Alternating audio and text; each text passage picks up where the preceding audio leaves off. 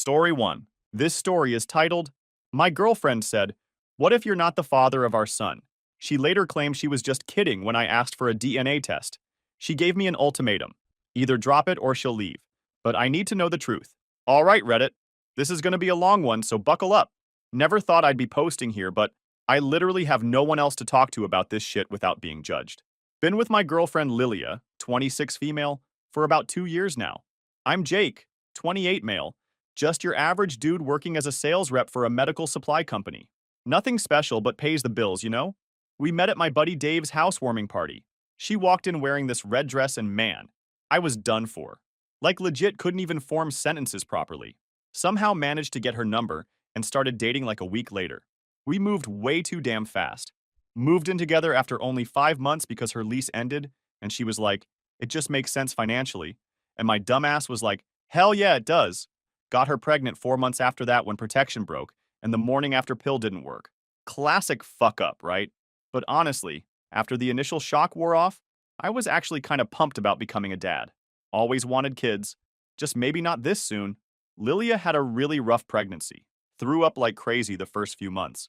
Not just morning sickness, but like all-day sickness. Then came these mood swings that were next level. Like crying because the pizza place forgot her garlic dip 1 minute, then laughing hysterically at cat videos the next. I tried to be understanding because, hormones and growing a human and all that. But it wasn't just the mood swings, she was acting a bit off during her pregnancy. Like this one time around month 3 of the pregnancy, I picked up her phone to check the time while mine was charging. She literally jumped off the couch and snatched it out of my hand so fast she almost dropped it. Got all weird saying she had private work stuff on it that patients wouldn't want others seeing. She's a receptionist at a dental office. Like what super secret teeth records you hiding? But I let it go. Then there was that weird phase in the second trimester where she kept talking about this coworker, Travis. Travis said this, and Travis thinks that, and Travis is so funny. Then suddenly, after she got pregnant, she went complete radio silence about Travis. Like his name was banned or something. When I asked about him once, like, hey, whatever happened to that Travis guy you were always talking about? She got all defensive.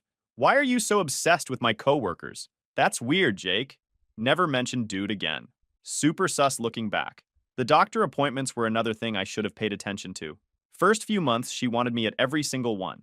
Taking off work, rescheduling my stuff, the whole deal. Then around month 5, suddenly she's like, you don't need to take time off work for these routine checkups, it's just boring weight and blood pressure stuff. When I insisted on coming to one because I wanted to see the ultrasound, she rescheduled it twice. Said the doctor had emergencies. There was also this weird thing with her mom, Carol. Carol and I always got along great, but during the pregnancy she started giving me these looks, like sad puppy eyes or something. One time she hugged me way too long after Sunday dinner and said, "You're a good man, Jake," in this weird voice. At the time, I thought she was just emotional about becoming a grandma. But stupid me, I brushed all of this off. Pregnancy hormones, I told myself. She's growing a human. Cut her some slack. You're just being paranoid. I made excuses for everything. Our son Milo was born 3 months ago. Came 2 weeks early, according to Lilia, but the nurses kept saying what a healthy size he was for being premature. 7 pounds, 8 ounces. I didn't think much of it at the time. Too busy being amazed that I was actually someone's dad now. They even let me cut the cord and everything. I cried like a baby myself, TBH. It was the best day of my life. First few weeks were rough with the no sleep and constant diaper changes, but we got through it. Lilia's mom came to stay with us for a week to help out, which was honestly a lifesaver. She cooked, cleaned, even took night shifts with Milo so we could get a few hours of uninterrupted sleep. Super grateful for that. But there was something off. Like, Carol kept watching me when I held Milo. The same weird, sad look. Like I was some kind of charity case. I figured maybe she was just emotional. New grandma, first grandkid, all that. One night, I was passing by the kitchen to grab a drink and heard her say to Lilia, "You need to tell him." Her voice was low, serious. Before I could step in, they both went silent. I walked in like nothing happened, and Lilia plastered on this big fake smile while Carol suddenly got way too focused on stirring whatever was on the stove. I didn't think much of it at the time. I figured Carol was just telling Lilia to be more open about how exhausted she was. She'd been pushing the whole, you need to communicate your needs thing ever since Milo was born. So later that night, I casually brought it up, just to check. What did your mom mean earlier, when she said you need to tell me something? Lilia barely looked up from her phone. Oh, that. She just thinks I need to tell you how overwhelming this all is for me. You know, new mom struggles, sleep deprivation, the usual. That made sense. I mean, you can talk to me about that stuff. You know that, right? She sighed. Yeah, I know. She just worries too much. I let it go. In my head, it was just Carol being Carol. Overly involved, overly emotional, always trying to give Lilia advice she didn't ask for. But I tried to be as supportive as much as I can. Milo's a cute kid. Got these big blue eyes that everyone says will probably change color eventually. Lilia's eyes are brown, and mine are green, but apparently that's normal genetic stuff. When my mom visited and said Milo doesn't really look like me or anyone in our family, Lilia practically dragged my mom outside for a private chat. Came back in all fake smiles, but I could tell she was pissed. I did notice Milo doesn't really have any of my features. Not my nose, not my chin, nothing. But lots of babies just look like potatoes at first, right? So yeah, that's where things were at 3 months in. Me playing happy dad, Lilia being weird about her phone, and getting all defensive anytime someone mentioned who Milo looks like. But everything changed last Sunday at dinner with Lilia's parents. We do this thing where we go over there every other weekend. Carol makes lasagna or pot roast, Frank, Lilia's dad, talks about his fishing trips, and we all pretend we're the perfect little family. Usually boring as hell, but whatever. Free food. This particular Sunday started normal enough. We show up around 5, Lilia carrying Milo in his car seat. Carol immediately takes him while making those weird baby noises adults do. Frank gives me soda, and we head to the living room while the women do kitchen stuff. Yeah, I know how that sounds, but that's just how they roll. I've offered to help cook before, and Carol acts like I suggested burning the house down. Frank's watching some trashy TV show. One of those Maury-type deals where they do the dramatic paternity test reveals. You know, where the dude is either crying or doing backflips depending on if he's the dad or not. I'm half paying attention, scrolling through my fantasy football lineup on my phone. Lilia comes in from the kitchen with Milo, plops down next to me on the couch. On TV, there was some guy is literally jumping on furniture, screaming, "I told y'all I ain't the daddy!" while the mom bursts into tears. Classic trash TV. I glance at Lilia, expecting an eye roll or some snarky comment about how ridiculous this show is. But nope, she's laughing. Like really laughing. A little too much. It starts off normal, but then it just keeps going. Louder, high-pitched, almost forced. She's clutching Milo like she's afraid he's gonna float away, her face turning red. Damn, I say, raising an eyebrow. Didn't know this was your kind of humor. She waves a hand, still giggling. It's just, God, these people. She gasps between laughs. It's so dramatic, like, can you imagine? And then, completely out of nowhere, she blurts out, "What if you're not Milo's dad?" Then she laughs again. But this time, it's different. It's not the belly laugh from before. It's weird, high-pitched, almost robotic. Like she's forcing it out, trying to cover up the fact that she just said something really, really dumb. The room goes dead silent. Frank mutes the TV mid-paternity test reveal. Carol, who's in the kitchen stirring a pot of sauce, drops a spoon so hard it clatters against the floor. I just stare at Lilia. My brain stalls. Like, what the actual hell did she just say? She's still holding Milo, but she suddenly looks like she wants to disappear. Her eyes dart around the room like she's trying to gauge how bad she just messed up. Then, in a voice way too eager, she quickly adds, "I'm totally kidding.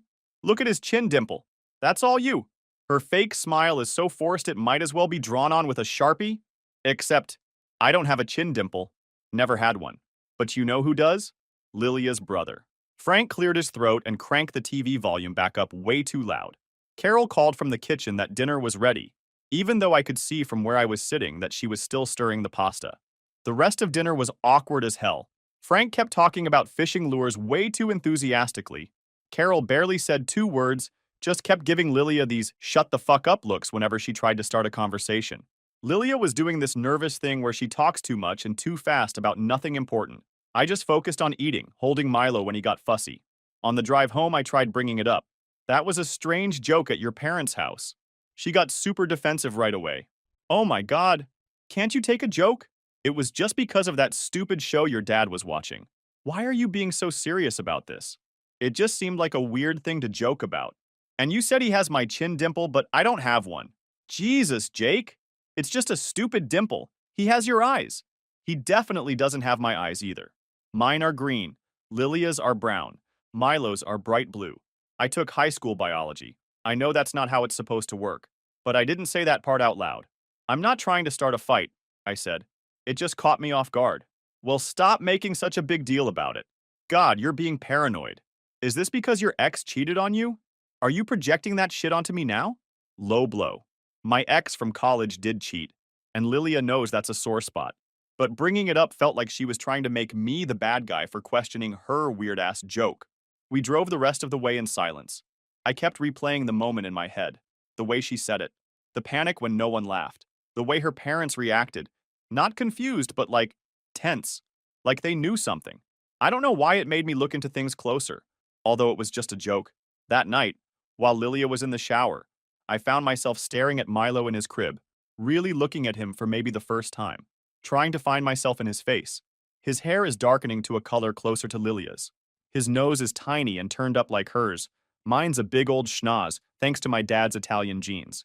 His eyes are nothing like either of ours. Could be normal, right? Genetics are weird. Not every kid is a carbon copy of their parents. But combined with that comment, I couldn't stop the thoughts from spinning in my head.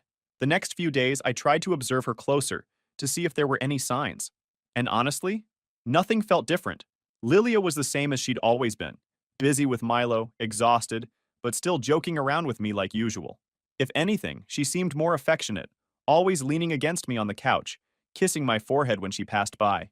Little things like that. The comment at dinner was still nagging at me, though, but she didn't act weird afterward. No nervous energy, no avoiding me. If I brought up Milo, she was just as doting as always. One thing did stand out, though: the gym. She started back up a few weeks after Milo was born, which I didn't think much of. She'd been really into fitness before the pregnancy, always talking about how she couldn't wait to get back into her routine. Now she was going 3 times a week, always at the same time, never missing a session. I joked one night, "You're more committed than I am. Maybe I should start tagging along." She barely looked up from folding Milo's onesies. "Babe, it's literally the only thing I do that's just for me. Can you please let me have this?" It wasn't even said in a defensive way. More like she was exhausted and begging me not to take this one thing away from her. I backed off, told her I was just joking. I started to think maybe I am overreacting. But then, about a week after the dinner incident, I overheard her on the phone with her sister. I was in the living room with Milo while she was in the bedroom, door halfway closed. I wasn't trying to eavesdrop, but her voice was loud. "I don't know what the hell I was thinking, Callie," she groaned. "It just came out before I could stop it." She paused, then laughing. "I know. I know. It was so stupid. You should have seen his face, though. And my parents, oh my God. You could hear a pin drop." More laughing. I felt my stomach tighten. Her sister must have asked if she cleared it up, because Lilia sighed. "Yeah, I told him it was a joke. I mean, obviously. It's not like I'd actually—" She cut herself off. "Anyway, yeah, he seemed fine after." I should have walked in. I should have asked right then why the hell she even felt the need to clarify that. But instead, I just sat there, bouncing Milo on my knee, pretending I didn't just hear something that made my chest feel tight. But I think she noticed how I'm being too aware lately because she was fetting weird about me holding Milo lately. Before all this, she was happy to let me take him so she could nap or shower. Now she's constantly hovering, taking him from me, saying he needs his mommy whenever he makes the slightest fuss. And when my mom visited last week and innocently commented that Milo doesn't look much like our side of the family yet, Lilia nearly had a meltdown in the car afterward. Called my mom judgmental and said she was trying to cause problems. My mom is the sweetest person ever. Definitely wasn't trying to start shit. I kept trying to squash my suspicions. Told myself I was being paranoid. But that stupid comment at her parents' house had planted a seed in my brain, and it was growing roots by the day. I started Googling stuff like how to tell if baby is yours and when do babies start to look like dad, late at night when Lilia was asleep. Read that babies often look more like their dads early on, as some evolutionary thing to make sure dads stick around. But Milo? Nothing about him screams Jake Jr. The suspicions kept growing, and I started seeing Milo as a random kid that's not mine. I noticed myself going too far, but I didn't know what to do about it. I needed evidence. The breaking point came 3 nights ago. We were arguing about whose turn it was to wash the bottles. I'd been working overtime all week and was dead tired. Lilia was complaining that she'd done them 3 nights in a row, which wasn't even true. It was twice. But whatever. Mid-argument, she pulled the ultimate mom card. "I pushed out your son? The least you could do is wash his bottles without bitching about it." Something in me just snapped. Before my brain could stop my mouth, I said, "Is he actually my son, though?" Because I'm starting to wonder. Holy fucking shit. The look on her face. I've never seen someone go from angry to ghost white terrified that fast in my life. She literally froze for like 3 full seconds, just staring at me with her mouth open. Then she exploded. I'm talking nuclear level meltdown. How dare you? I carried him for 9 fucking months. I've been up every night with him while you sleep through his crying. And you have the nerve to question if he's yours? What kind of monster does that? She was screaming so loud I was worried the neighbors would call the cops. Milo started crying in his crib from all the noise, but I didn't back down this time. If there's nothing to hide, let's just do a DNA test and put my stupid fears to rest. Should be no big deal if he's mine, right? That's when she completely lost it. Grabbed a vase off the coffee table and threw it against the wall. Glass shattered everywhere. Then she started sobbing, like full body heaving sobs. I'm not subjecting my son to a test because you're insecure. If you don't trust me, what do we even have?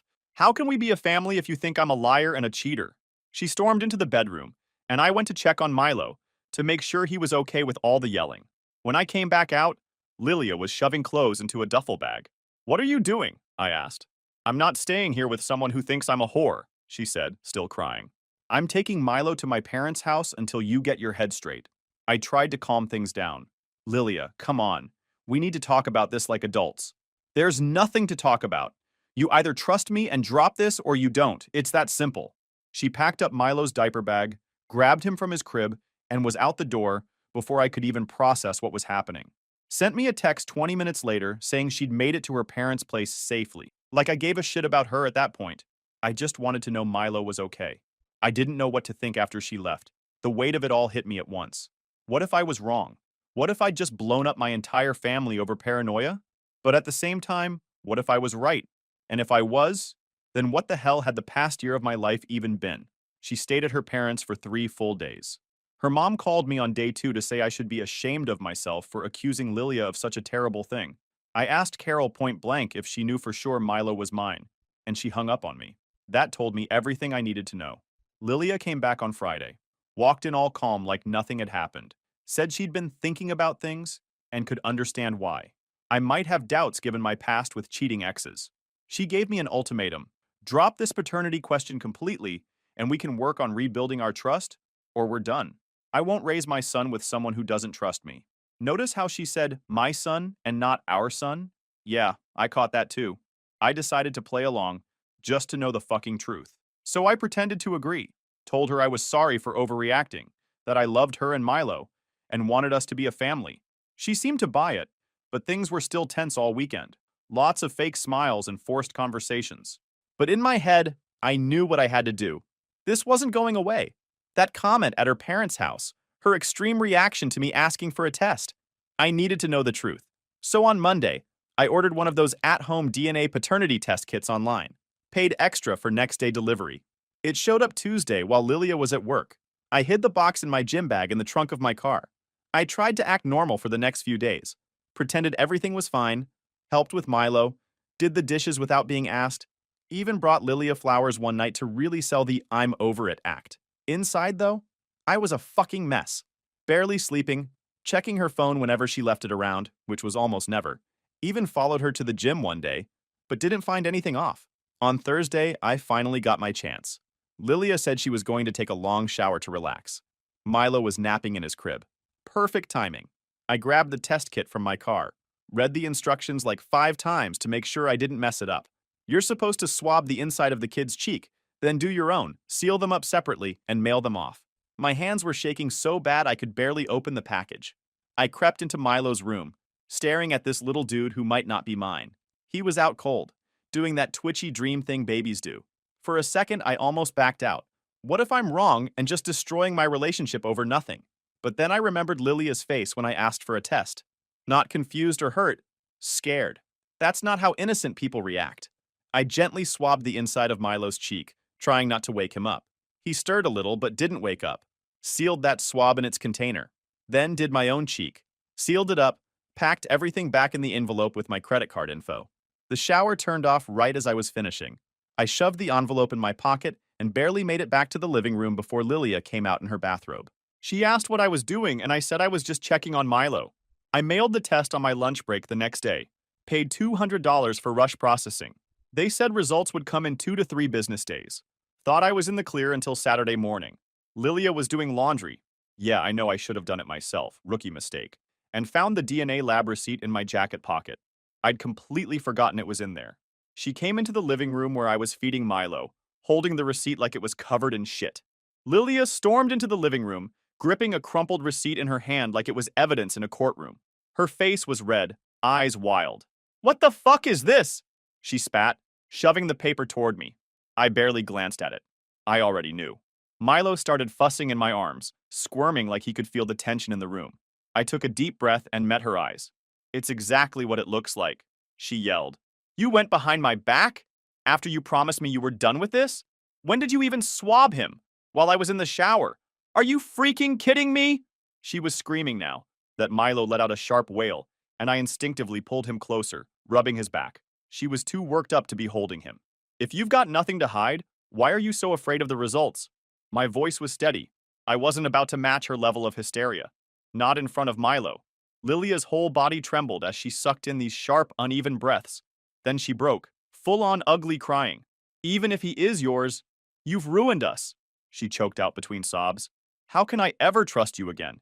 You went behind my back. You took my baby's DNA without asking me." I walked over, gently setting Milo in his swing. I needed my hands free for this conversation. "I won't apologize for needing to know the truth." My voice was firmer now. "But I am sorry I had to do it this way. You left me no choice, Lilia. This doubt has been eating me alive." Her sobs hitched and she wiped at her face angrily. "Why couldn't you just trust me?" I laughed, a bitter, humorless laugh. "Are you serious? After everything? You make that weird-ass comment at your parents' house, then freak out anytime someone mentions who Milo looks like. I try to talk about it, and you shut me down. I bring up the timeline, and you get defensive. What was I supposed to think?" She went quiet, her lips pressing together into a tight line. "When do the results come in?" Her voice was small now. "Monday or Tuesday?" A slow nod. She stared at me for a long moment, then tilted her head. "And if they show he's yours? What then?" I didn't even hesitate. "Then I spend however long it takes making this up to you. Rebuilding our trust. Proving I love you and Milo." And I meant it. I really did. But then her expression changed. Darkened. "And if they show what you're thinking? That he's not yours?" That caught him off guard a bit. I hadn't let myself fully think that far. "I don't know." Lilia inhaled sharply, then turned on her heel. She scooped Milo up from the swing and held him against her like a shield. "I'm taking him to my parents for the rest of the weekend." I didn't stop her, just nodded. "Probably for the best," I muttered. I needed the space, because if those results came back how I suspected they would, I had no idea what I was going to do. She packed a bag and left within 30 minutes. I spent the weekend alone in our apartment, and it felt like my whole world was balanced on the edge of a cliff, about to go over. The email with the test results came in Monday morning while I was at work. I took my lunch break early and went to sit in my car to open it. It was one of those moments where time slows down, you know? I legit sat there staring at the unopened email for like 10 minutes before I had the balls to click it. The results were right there at the top in big bold letters. Probability of paternity, 0%. I threw up right there in the parking lot. It felt like someone had ripped my heart out through my throat. All those night feedings, all those diapers, all those times I'd told him I loved him, all based on a fucking lie. I called my boss and told him I had a family emergency. Drove home in a daze, almost ran a red light because I couldn't focus. Just kept seeing those words. 0% probability. Lilia had texted that she was coming home after work to talk about whatever the results said.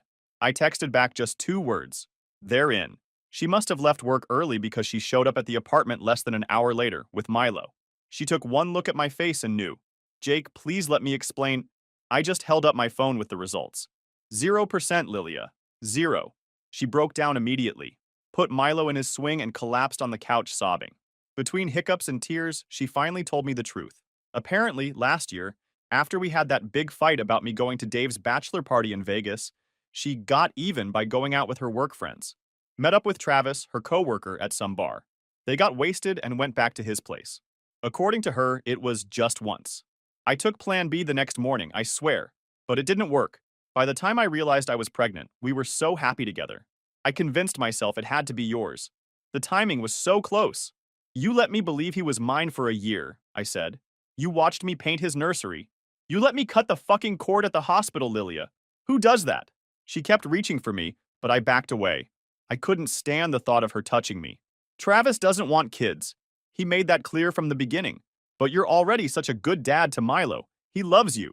We can work through this. Have more kids. Our kids. Stop. Just stop. I grabbed my keys and phone. I'm staying at Dave's tonight. When I come back tomorrow, I want you gone. Jake, please, we can fix this. She was hysterical now. I didn't say anything, just walked out while she was still crying and begging me to stay. Blocked her number as soon as I got in the car. Drove to Dave's place and told him everything. That night was rough. I kept scrolling through pictures of Milo on my phone, trying to see if there was any part of me in him at all. There wasn't. Just Lilia and fucking Travis. I took the next day off work. Couldn't face people yet. Around noon, I unblocked Lilia's number just to see if she'd left the apartment. Had 47 texts waiting. Mostly variations of please come home and we can work this out and Milo needs you. I replied with one text. Are you out of the apartment? She said yes, she was at her parents'. I went back to our place. My place technically since I'm the only one on the lease. Walking in was surreal. She'd taken most of Milo's clothes and toys, but his crib was still there. His baby swing. The changing table I'd put together while she was 8 months pregnant. All I could think about was, how the fuck did this become my life? I spent that night making lists. Practical shit I needed to do. Find a lawyer, figure out if I'm legally responsible since my name is on the birth certificate, decide if I should break the lease or kick her out permanently. And just like that, I found myself in a legal nightmare. Since my name is on Milo's birth certificate, I'm legally his father in the eyes of the court. Doesn't matter that the DNA test says otherwise. In this state, if you sign the birth certificate, you're accepting responsibility as the father. Period. The lawyer explained that I need to file a petition to disestablish paternity as soon as possible. There's a limited time window to challenge paternity after discovering you're not the biological father, and it varies by state. In my state, it's 1 year. If I wait too long, I could be on the hook for child support for the next 18 years for a kid that isn't mine. Imagine? 18 fucking years. But here's where it gets even more complicated. Just filing the petition doesn't guarantee the court will remove me from the birth certificate. The judge has to consider the best interests of the child. So even though Milo isn't biologically mine, if the court decides I've established a father-son relationship with him, they could still make me legally responsible. When the lawyer told me this, I nearly lost my shit right there in his office. How is that fair? I was tricked into believing I was this kid's father. I didn't choose this. He stayed super professional though. Said our case is strong because Milo is only 3 months old, so the relationship isn't that established yet. Plus, we have clear DNA evidence I'm not the father. And we know who the potential biological father is, Travis. The plan was to file the petition to disestablish my paternity and simultaneously file to establish Travis's paternity. We're going to force that asshole to take a DNA test and take responsibility for his kid. Lilia was served papers on Friday. She showed up at my apartment that night, completely hysterical. Wouldn't stop banging on the door and screaming until I threatened to call the cops. The neighbors definitely heard everything. How could you do this to Milo?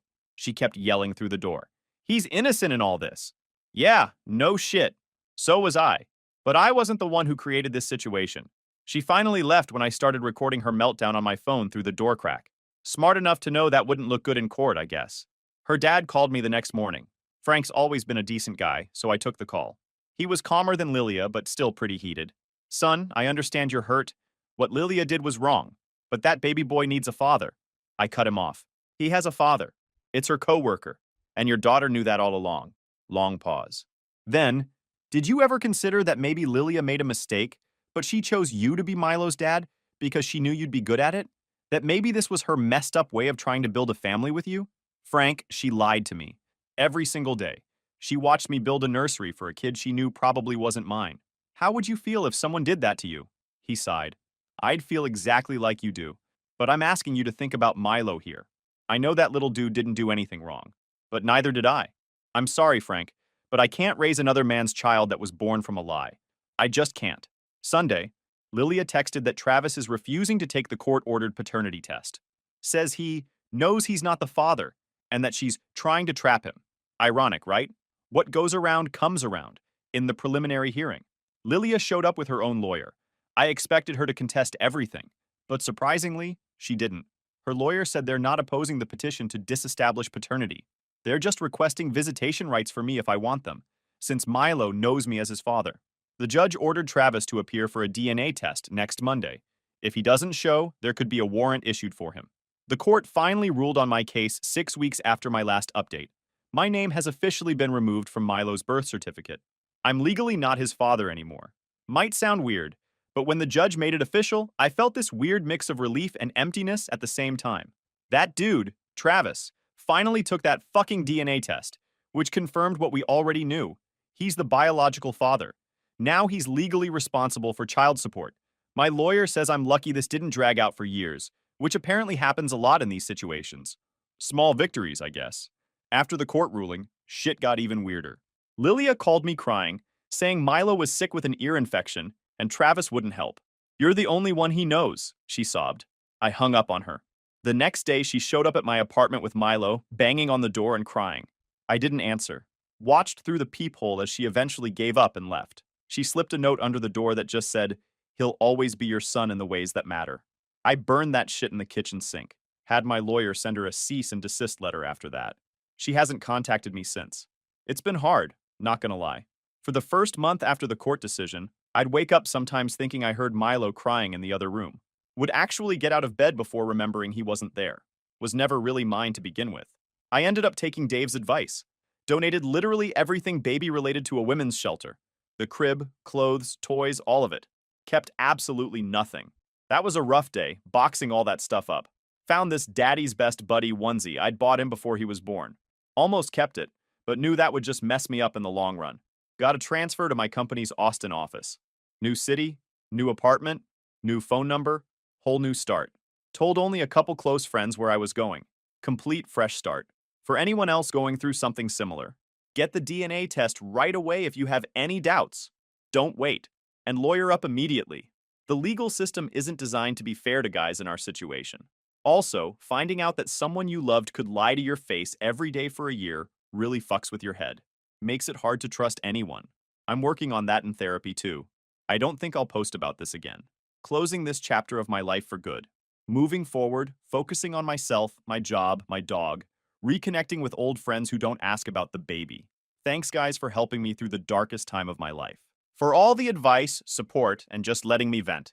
It meant more than you know. Edit. To the people asking if I'll ever date again. Yeah, eventually. Just not ready yet. Trust issues, you know? Edit 2. For everyone asking about Travis. Last I heard, Lilia was taking him back to court because he missed child support payments. Not my circus, not my monkeys. Story 2. I pay rent for my parents. Since I was 16 and now I'm finishing college, but parents demand I do this. So here's the deal. I've been living at home while I'm in university and I'm almost done now, just a few months to go before graduation. Honestly, I can't wait to be done. Not just because of school, but because of my living situation. See, my parents have been charging me rent since I was 16. Yeah, I know, it sounds weird, right? It all started when I got my first real job. Well, technically, it's my own business. I started a small company when I was like 15, mostly because I was super into tech stuff, and it kind of blew up. I'm making around $60K a year now, which I thought was great. And I guess my parents thought so too, because the moment they found out I was making adult money, they decided I could handle adult responsibilities. That meant rent. At first, I didn't even question it. I thought, hey, I'm making good money, and $300 a month isn't bad, plus it's my parents, so maybe this is like their way of teaching me responsibility or something. I was cool with it. I mean, I had my own space, my own schedule, and I was mostly independent, but looking back, that was where everything started going wrong. You know how when you're a teenager, you still kind of expect your parents to be your parents? Like, sure, I was paying rent, but I still thought they'd, treat me like their kid. But the moment that rent started, everything changed. They acted like I was just another tenant in their house. Like, my room? That wasn't my room anymore. It was the room I rented. They'd walk in whenever they wanted, no knocking, no warning. I'd be in the middle of something, and boom, they'd barge in like they owned the place. Which technically they did. But come on, some basic respect would have been nice. I started setting up boundaries. I cleaned my room when I wanted to, not when they told me to. I did my own laundry, bought my own groceries, cooked my own meals.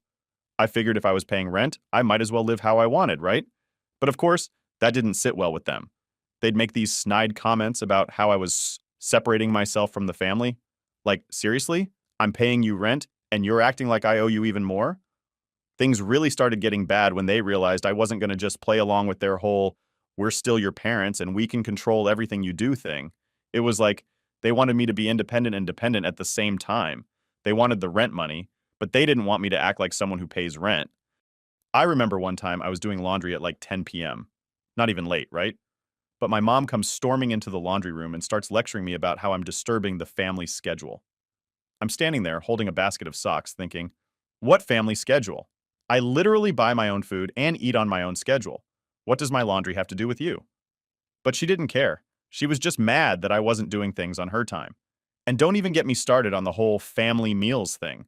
They'd always plan these dinners, but half the time they wouldn't even tell me. So I'd be in my room doing homework or working on my business, and my dad would randomly knock, if I was lucky, and tell me dinner's ready.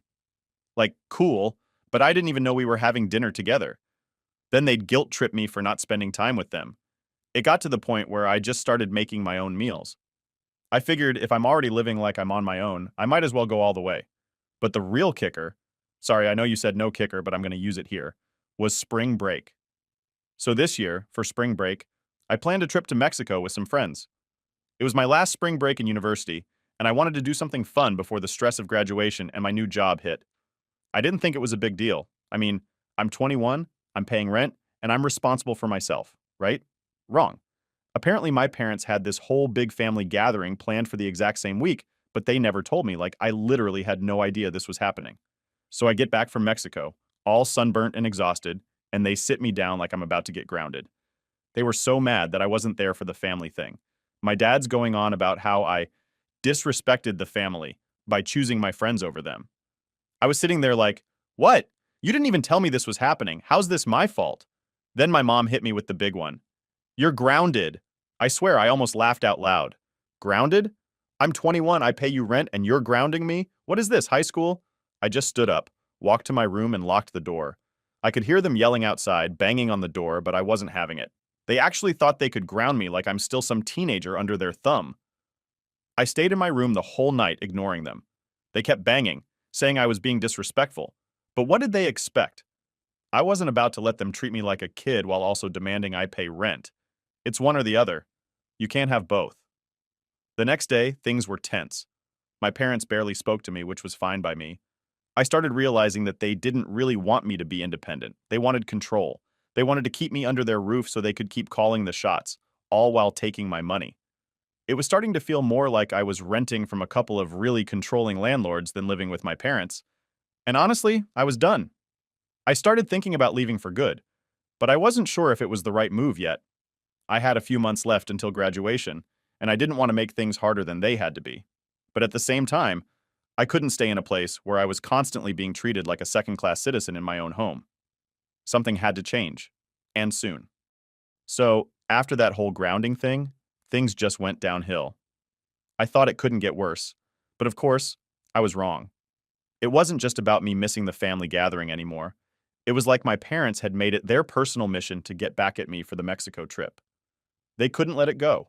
Every little thing I did seemed to piss them off. I'd wake up late, and they'd act like I'd committed some huge crime, like I was disrespecting their whole house or something. It felt like I couldn't breathe without them watching and judging me. But let me tell you about the day things really blew up. So, after Mexico, I kept to myself more. I didn't want to deal with their drama. I figured if I just stayed in my room and minded my own business, they'd cool off eventually. I was wrong, again. My mom had this big idea that we needed to reconnect as a family. Honestly, it felt more like they just wanted to control me. But whatever. She told me we were having a family dinner, and that I had to be there, no excuses. I didn't argue. I just showed up because at that point, I didn't want to give them any more reasons to freak out on me. So, I go downstairs and it's already tense. My dad's sitting at the table, looking like he's ready to give me another lecture, and my mom's got this fake smile plastered on her face, like everything's fine. I knew it wasn't fine. I could feel the awkward energy in the room the second I sat down. My mom starts asking me about school, work, and my future plans. You know, normal stuff. I thought maybe we were just going to have a regular conversation for once. Nope. My dad jumps in and starts going off about responsibility, respect, and all that. He basically said I needed to stop acting like I was above the family. I was sitting there eating my dinner thinking, what the hell does that even mean? Above the family? Because I went on one trip with my friends? It wasn't like I skipped their get-together on purpose. I didn't even know about it until I got back. But he wasn't letting it go. He started bringing up how I never help out around the house anymore, how I don't spend time with them, how I disrespect their rules. And I just sat there, biting my tongue, trying not to blow up because I knew if I said what I was thinking, it was only going to make things worse. Then, my mom drops the bomb. Maybe we should increase your rent if you're going to act like you don't live here anymore. I swear, I nearly choked on my food. Increase my rent? Are you kidding me? I was already paying $300 a month, and now they wanted more? For what? For not being at their beck and call every second of the day? I was fuming inside, but I kept my cool. I just looked at her and said, "Are you serious? You're already charging me rent like I'm some stranger living here, and now you want more?" My dad backed her up immediately. He started talking about how they gave me everything, how they've supported me, and now I'm just using them for a place to stay. That was the final straw for me. I stood up, looked them both in the eye, and said, "I'm not using you. I've been paying rent since I was 16. You've been treating me like a tenant for years, so don't act like you're doing me some huge favor by letting me live here." It got really quiet after that. My mom tried to say something, but I just walked away. I went straight to my room, slammed the door, and started packing my stuff. I wasn't planning to leave right then, but I needed to feel like I had some control over the situation. I wasn't about to keep living in a place where I was constantly being disrespected and treated like I didn't belong. Later that night, I got a text from my mom. She said she didn't mean to make me feel unwelcome, but that they deserved more respect from me. I didn't even respond. I was done. I needed a plan, and I needed to get out of there. That's when I called my grandpa. Now my grandpa's always had my back. He was the one who helped me get my business started, gave me advice on how to handle money, and just generally looked out for me. I figured he'd be the one person who'd understand what I was going through. So, I explained everything to him. The rent, the Mexico trip, the family dinner, all of it. He was quiet for a while, and then he said something I wasn't expecting. He said, "Maybe it's time you moved out. For good." At first, I wasn't sure how to take that. Like, did he mean I should just give up on my parents? But the more I thought about it, the more it made sense. I was already pretty much independent. I paid my own way, I had my own business, and I was about to graduate and start a new job. What was the point of staying in a place where I was constantly being made to feel like a burden? So I started looking for places. I didn't tell my parents. I figured I'd wait until I had something lined up before I said anything. But it didn't take long for them to notice I was pulling away even more. I'd come home late, go straight to my room, and avoid them as much as possible. They tried talking to me a few times, but I just wasn't interested. I wasn't going to waste my energy on people who clearly didn't care about me unless it benefited them. Then, one night, it all came to a head. My mom knocked on my door, which was surprising because usually they just barged in, and she asked if we could talk. I didn't want to, but I figured I'd give her one last chance. So I opened the door, and she comes in with this sad look on her face, like she's the victim here. She starts telling me how hard it's been for her and Dad, how they're just trying to do what's best for me, and how they didn't mean to push me away. I sat there, listening, waiting for her to say something real, something that would actually make me feel like they understood. But it never came. Instead, she ended the whole thing by saying, "We just want you to be a part of this family again." That's when I realized they didn't get it. They didn't see me as part of the family anymore. To them, I was just someone who lived in their house and paid rent. I wasn't their kid. I was a tenant. And no amount of guilt tripping was going to change that. I stood up, told her I was moving out, and that I'd be gone by the end of the month. She didn't say anything. She just nodded and left the room. And that was it. I knew I had made the right decision. Update 1. So after I told my mom I was moving out, things got awkward real fast. They didn't really talk to me much after that, which was fine because I wasn't trying to have any deep conversations with them either. It's not like they suddenly realized they'd been treating me like crap. Nah, it was more like they were just pissed that I had the audacity to leave. But then, just when I thought things had quieted down, my grandpa shows up at the house. Now let me tell you, my grandpa is not the kind of guy who just drops by without a reason. When I saw him pull into the driveway, I knew something was up. He'd always been pretty chill, but he wasn't the type to just let stuff slide either. I figured my parents had called him, trying to get him to talk some sense into me or something. I stayed in my room, hoping he was just there to see them and not me. But after about 20 minutes, there was a knock on my door. Of course, it was Grandpa. He never really knocked on my door unless it was serious, so I braced myself for whatever was coming. I opened the door, and there he was, looking all serious. He didn't waste time with small talk. "We need to have a conversation," he said, his voice low and steady. I could tell he wasn't here for some casual chat. I sat down on my bed, figuring I might as well hear him out. He stood there for a second, looking around my room like he was trying to gather his thoughts. Then he just came out with it. Why are you planning to move out? At first, I was kind of shocked he even had to ask, but then I realized my parents probably spun the whole situation to make it seem like I was being unreasonable. I wasn't surprised, honestly. They've always been good at playing the victim when things don't go their way. So I told him everything. I told him about the rent, the control, the guilt trips, the Mexico fallout, and how they'd been treating me like I wasn't part of the family anymore. I explained that I didn't mind paying rent if it meant I could have some independence, but they were acting like landlords and parents whenever it suited them. I wasn't even mad anymore. I was just done with it all. Grandpa listened quietly, nodding every now and then. He didn't interrupt, which I appreciated. When I finished, he just sighed and sat down next to me. You know, he started, your parents aren't bad people. They're just confused. I raised an eyebrow at that. Confused? That was one way to put it. He went on, they don't know how to balance being your parents and treating you like an adult. Charging you rent was probably their way of trying to teach you responsibility, but it got all mixed up in their heads. I stayed quiet, not really sure where he was going with this. Then he hit me with something I didn't expect. But I don't agree with how they've handled things. Charging you rent at 16, that's not how I raised them. That kind of threw me for a loop. I'd always figured Grandpa was on their side, you know? Like he'd probably think I was being disrespectful or something. But hearing him say that, it actually felt like someone was finally on my side for once. He sighed again and leaned forward, resting his elbows on his knees. I didn't raise them to treat family like tenants. I don't know why they did that to you, but I'm going to talk to them. This isn't right. I didn't really know what to say. I mean, it was great that Grandpa was backing me up, but at the same time, I wasn't sure if anything he said would change how my parents acted. They were so stuck in their ways, and it felt like no amount of reasoning would make them see what they were doing wrong. Thanks, Grandpa, I said, not really knowing what else to say. I appreciated that he was willing to step in, but I wasn't holding my breath for any big changes. That's when Grandpa hit me with the big one. I think you should stay with me for a while. Now, I hadn't expected that at all. Grandpa lived about an hour away, in this quiet little house near the mountains. It wasn't super far, but it was far enough that I wouldn't have to deal with my parents' nonsense every day. The idea of moving in with him actually sounded kind of nice, peaceful even. You'd be able to focus on your business, finish school without all this drama, he continued. I've got plenty of space, and you wouldn't have to pay me rent. I stared at him, trying to process what he was saying. No rent? A place where I could just be without all the stress? It sounded like heaven.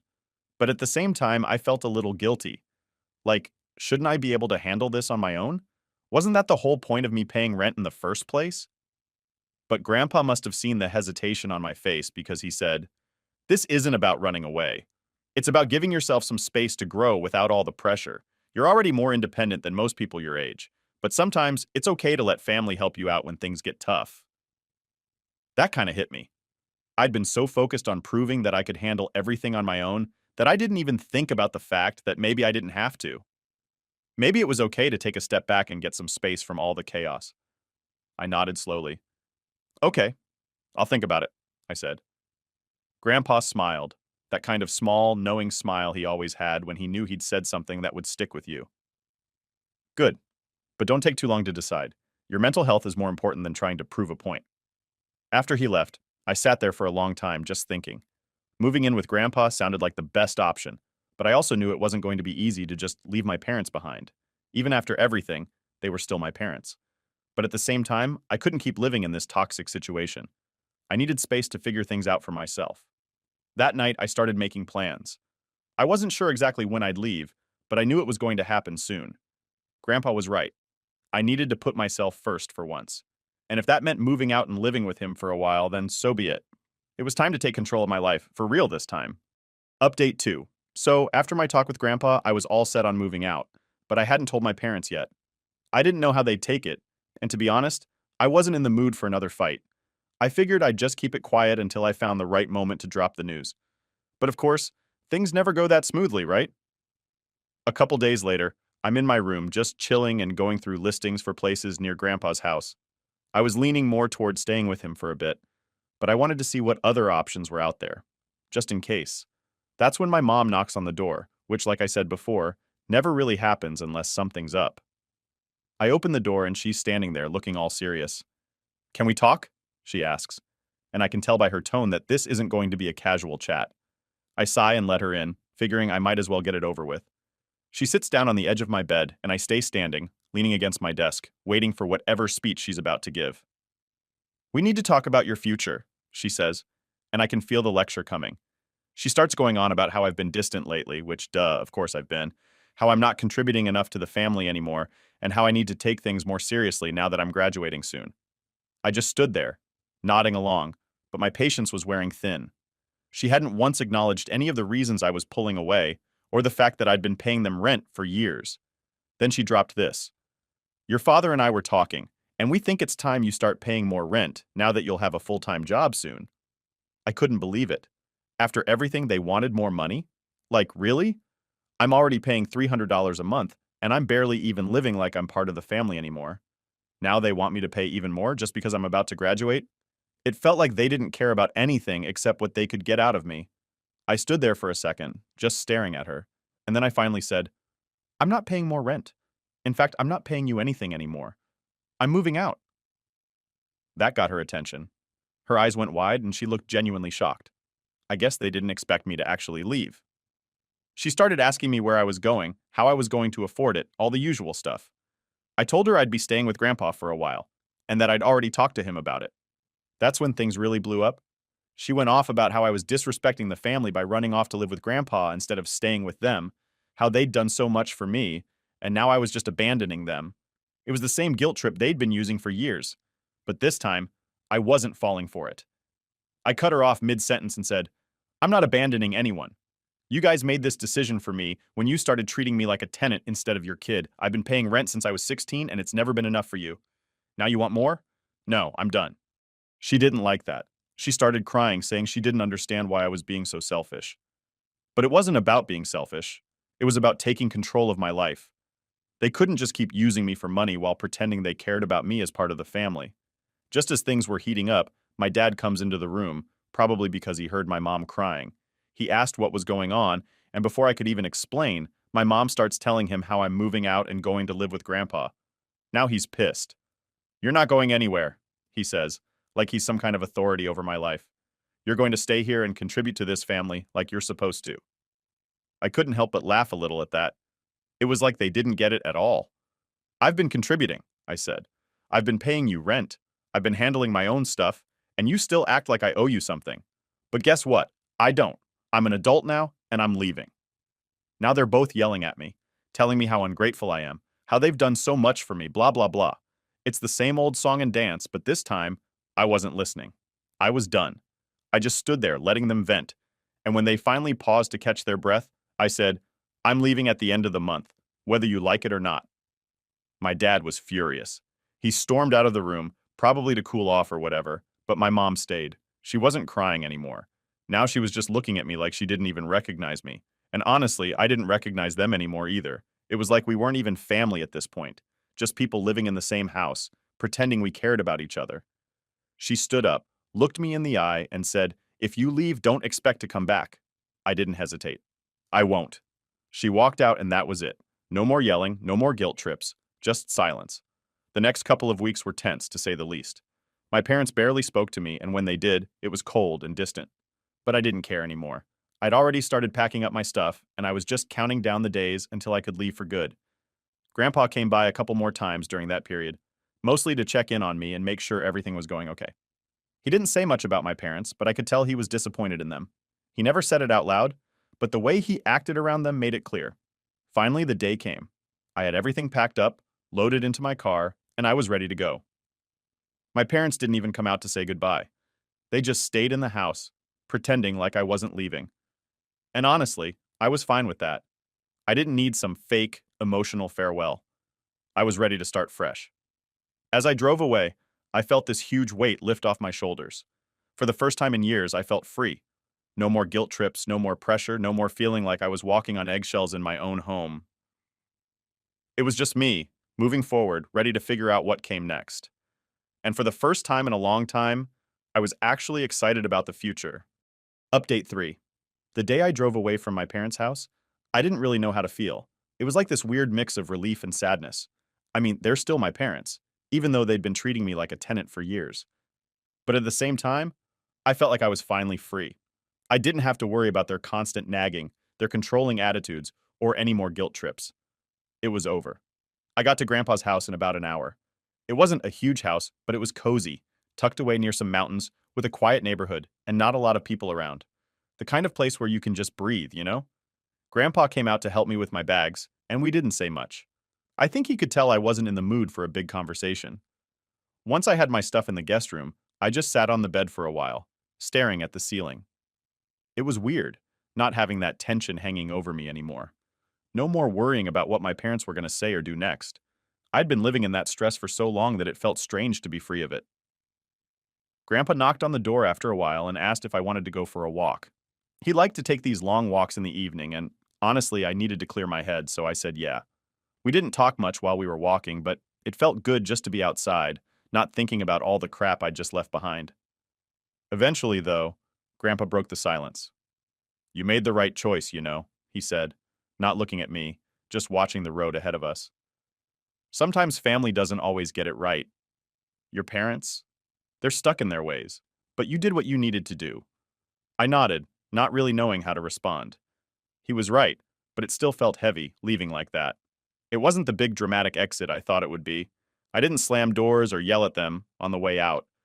It just kind of happened. And now I was here trying to figure out what came next. Over the next few weeks, things started to feel more normal. I settled into a routine at Grandpa's place, helped him with stuff around the house, focused on my business, and started prepping for my new job after graduation.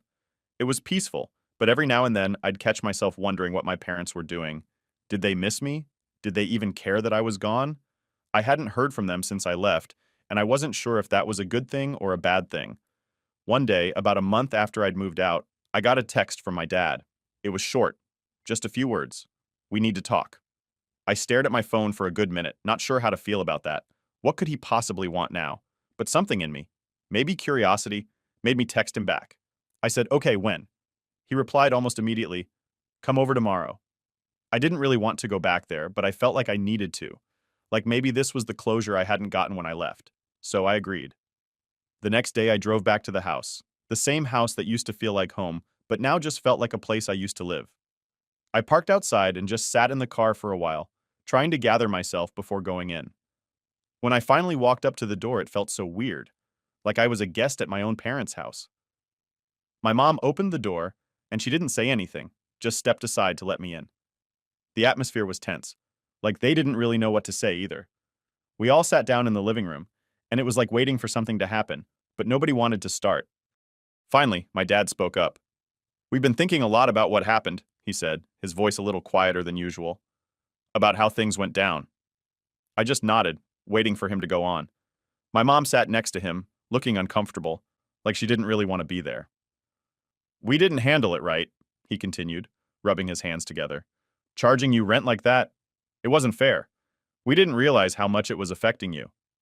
I was surprised. I didn't expect them to admit anything, let alone apologize. But my dad kept going. "We thought we were helping you, teaching you responsibility, but I guess we were just pushing you away. And when you left, well, it made us realize that maybe we were wrong." Hearing him say that was honestly kind of shocking. For years, they'd acted like they were always right, like I was the one being difficult. And now here they were admitting that they messed up. My mom finally spoke up. "We want to try and fix things," she said, her voice shaky. "We don't want you to feel like you're not part of the family." I sat there, taking it all in. Part of me wanted to just let it go and forgive them, but another part of me remembered all the times they'd guilt-tripped me, all the times they treated me like I didn't matter unless I was giving them something.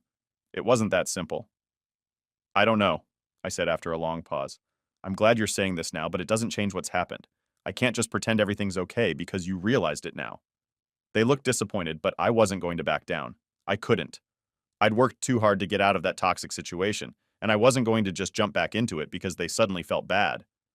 "I need more time," I told them. "I'm not saying we can't fix things, but it's going to take a while. I need to focus on me for a bit." They nodded and we left it at that. It wasn't the big reconciliation they probably hoped for, but it was a start. And honestly, that's all I could give them right now. When I left the house that day, I didn't feel the same weight I had when I first moved out. This time, it felt different. Like maybe there was a chance things could get better someday, but I wasn't in a rush to find out. I had my own life to live now, and for the first time in a long time, it felt like I was really in control. Grandpa was waiting for me when I got back, and I told him everything. He didn't say much, just smiled and nodded, like he already knew how it would turn out. And maybe he did. He's always been good at that. So yeah, I'm still figuring things out, but I know one thing for sure. Leaving was the best decision I ever made. Story 3. Kicked out at 16 for my entitled twins pregnancy, now they want to move in with me. I always knew I was unwanted, and I'm not saying that in the whole, oops, I was an accident way. I mean, my parents actually said they wished they only had one kid, my twin sister.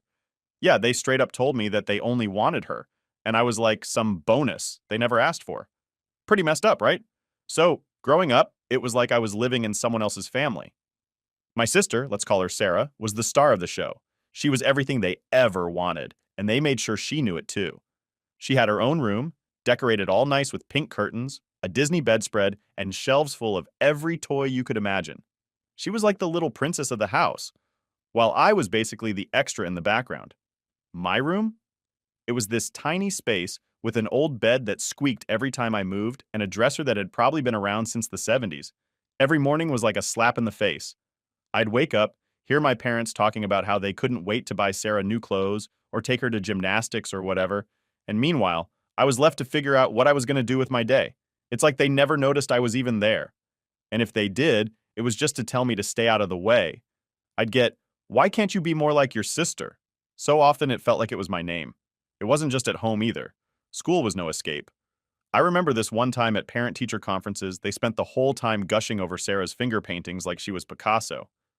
Meanwhile, my teacher handed them my report card, and they didn't even look at it. It was like it didn't exist. I was busting my butt to do well in school, thinking that maybe, just maybe, if I got good enough grades, they'd pay attention to me. But it was pointless. Sarah was the golden child, and I was just there. I mean, she got everything, the nice clothes, the attention, even first dibs on food at dinner. She had this closet full of new outfits for every season. Meanwhile, my wardrobe was basically hand-me-downs from cousins I didn't even know. I swear some of those shirts were older than I was.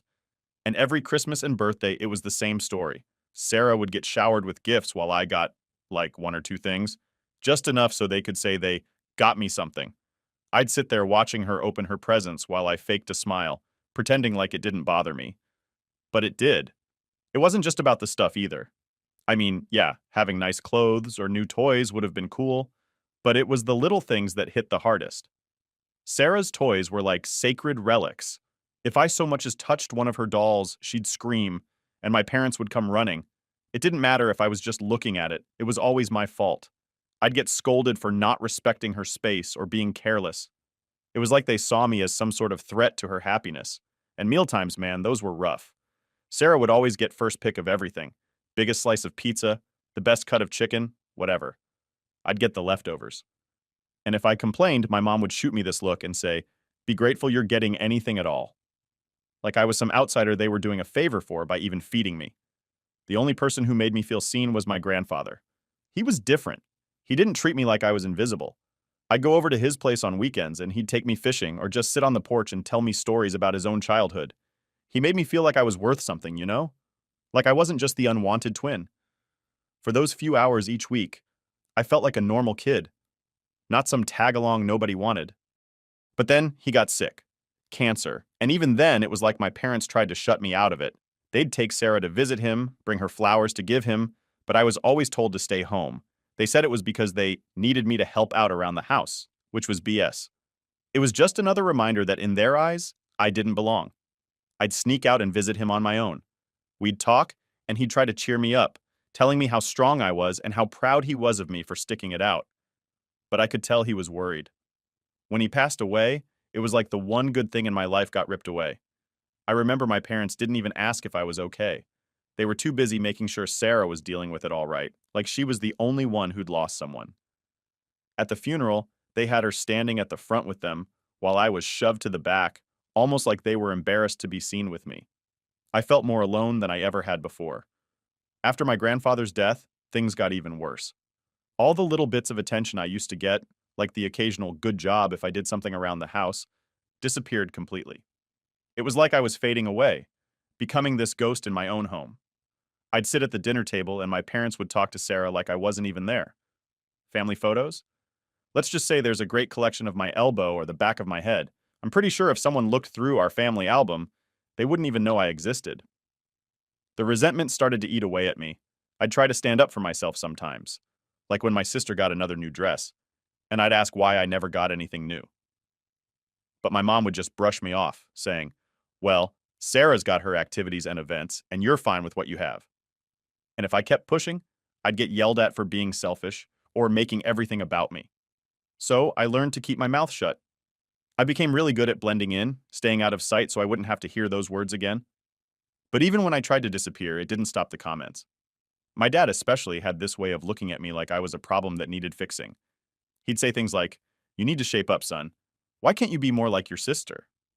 It was like he genuinely believed I was the one screwing up by just existing. And of course, Sarah was all too happy to play into that. Anytime she wanted something, she'd turn on the waterworks, and my parents would rush to her side. I learned pretty quick that it didn't matter what I did. I was never going to be their favorite. That's the thing about growing up feeling unwanted. It starts to mess with your head. You start believing maybe you really are the problem. I spent years trying to figure out what was wrong with me, why I couldn't just be the son they wanted. I'd lie awake at night staring at the ceiling, wishing I could disappear and make things easier for them. Because that's what they made me feel like I was just making their lives harder by being around. Looking back now, I can see how toxic all of that was. But when you're a kid, you don't know any better. You just want to be loved and accepted. And when you don't get that, you blame yourself. I was convinced that if I could just be better, be quieter, or try harder, maybe one day they'd finally see me. But they never did. I turned 16 thinking, all right, I'm halfway to getting out of this place. I was counting down the days until I could legally get out of there and make something of myself. But I wasn't prepared for what came next. I always knew my family favored my sister, but what happened next still felt like a slap in the face. It's one thing to be treated like you don't belong, but it's a whole other level when they just shove you out the door. So Sarah got pregnant at 16. Yep, 16 years old and already playing house. And who was the dad? Some 19-year-old guy who barely graduated high school, working dead-end jobs. The kind of guy that makes you wonder if he even knows what responsibility means. When my parents found out, I thought there was going to be a serious talk about consequences and how her life was going to change. But nah, they acted like she'd brought home a medal or something. They were actually excited. Like, weirdly excited. It was all about how our little girl is growing up and we're going to be grandparents. I was standing there thinking, are we in the same reality here? They threw together this shotgun wedding for Sarah and her boyfriend. I swear it was so fast you'd think they were trying to break a record. One day, I'm sitting in my room, which I spent most of my time in because it was safer that way. And the next, they're telling me to get dressed because we're going to a wedding. No one even asked me if I was cool with this whole thing. Not that my opinion ever mattered, but it just felt like the biggest joke. And then, a couple weeks later, the real bomb dropped. My mom calls me downstairs, and she's got this smile on her face that I've learned over the years to hate. It's the same one she uses when she's about to say something she knows I'm not going to like. She starts talking about how, with Sarah's new baby coming, they're going to need more space. I'm sitting there thinking, okay, why are you telling me this? And that's when she drops it. We need your room for the baby. I was stunned. My room? The one place that was actually mine, even if it was the smallest, crappiest room in the house? The only space where I could pretend for 5 minutes that everything was fine? I tried to argue, like, what am I supposed to do then? And my mom just shrugs and says, you're old enough to figure it out. She actually told me I should be grateful they let me stay there as long as they did. I was 16. How was I supposed to figure it out on my own? I didn't have anywhere to go and they knew it. But they didn't care. They just needed to make room for the precious grandchild, and I was the easiest one to get rid of. I remember my dad just standing there with his arms crossed, backing up my mom like he always did. He goes, look, you're a young man now. It's time you start taking responsibility for yourself. As if it was totally normal to kick your teenage kid out because your golden child decided to play grown-up. So that night, I packed my stuff, well, what little I had. It wasn't much. A couple bags of clothes, some books, and a few things my grandfather gave me before he passed. I remember looking around my room one last time, thinking about how it wasn't much, but at least it was mine. Now it was going to be a nursery for my sister's kid, and I was out on the street. I tried asking them where I was supposed to go, but they just shrugged it off. We're sure you'll figure something out, my dad said. And my mom added, we're doing this for your sister. She needs us right now. I wanted to scream, what about me? When have you ever needed me? But I knew it wouldn't change anything. They'd already made up their minds, and I was just an inconvenience standing in the way of their happy family fantasy. So I did the only thing I could think of. I grabbed an old tent from the garage and set it up in the backyard. It wasn't much, but it was all I had. The nights were cold and the ground was hard, but at least I was close enough to the house to hear them. Not that it made me feel any better. I could hear them having dinner, laughing, planning for the baby. It was like I was some stray dog they'd put outside, close enough to keep an eye on, but far enough not to be a bother. Winter hit, and that's when things got really bad. I'd try to bundle up with everything I had, but it still felt like the cold seeped into my bones. I used a flashlight to do my homework because, believe it or not, I was still trying to keep up with school. I'd sit there with 3 layers on, shivering while trying to read my textbooks. But my grades started slipping. It was hard to focus on algebra when you're freezing and wondering if you'll even make it through the night. And of course, my parents didn't notice. They were too busy redecorating my old room and making everything perfect for Sarah's new family. I was just the ghost outside, the one they didn't have to worry about anymore. I remember looking in the kitchen window sometimes, watching them eat and talk like everything was fine. Like I wasn't just a few feet away struggling to keep warm and pretending I didn't care. I tried finding odd jobs to save up some money, mowing lawns, shoveling snow, anything I could do. I'd walk around the neighborhood, knocking on doors, asking if anyone needed help. Most people looked at me like I was some kind of beggar, but a few gave me work, and I was grateful for every dollar I made. It wasn't much, but it was enough to get food. I'd sneak back to my tent with a sandwich or some leftovers, pretending like I was camping out by choice. The worst part was knowing that if my grandfather were still alive, he wouldn't have let this happen. He would have taken me in, no questions asked. But without him, I was alone. I thought about going to a friend's house, but I knew my parents had already spun their version of events to everyone in our small town. I was the troublemaker who couldn't live under their rules. They made it sound like it was my choice to live outside. It was all about making sure their perfect little family image stayed intact. One night, while I was lying in the tent, listening to the wind whip around outside, I realized I couldn't keep doing this. I had to figure something out because they sure weren't coming to help me. That's when it hit me. They never cared. They'd pushed me out without a second thought. I was nothing to them, just some extra baggage they didn't want to deal with. So, I made a decision. I was done trying to win their approval. I was done being the kid they ignored and blamed for everything. If they didn't want me, fine. I was going to figure things out on my own. I didn't know how yet, but I knew one thing for sure. I wasn't going to stay in that backyard forever, hoping they'd let me back in. I was going to find a way out, and I was going to make it, with or without them. Living in that tent was a constant reminder of how alone I was, and honestly, I was getting desperate. Winter was rough, and the nights felt like they lasted forever. I knew I had to do something. I'd been saving up what little money I could scrape together, doing odd jobs around the neighborhood, but it wasn't enough to make any real difference. I'd go to sleep with my hands aching from the cold and my stomach growling, thinking, this can't be my life forever. One day, after school, I was still trying to go, even though my grades were tanking. I found myself standing outside a local bakery. I used to walk past it all the time, smelling the fresh bread and pastries. That day, I was hungrier than usual.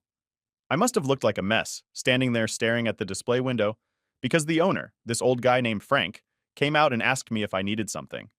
I didn't really know what to say, so I just kind of shrugged it off, trying to play it cool.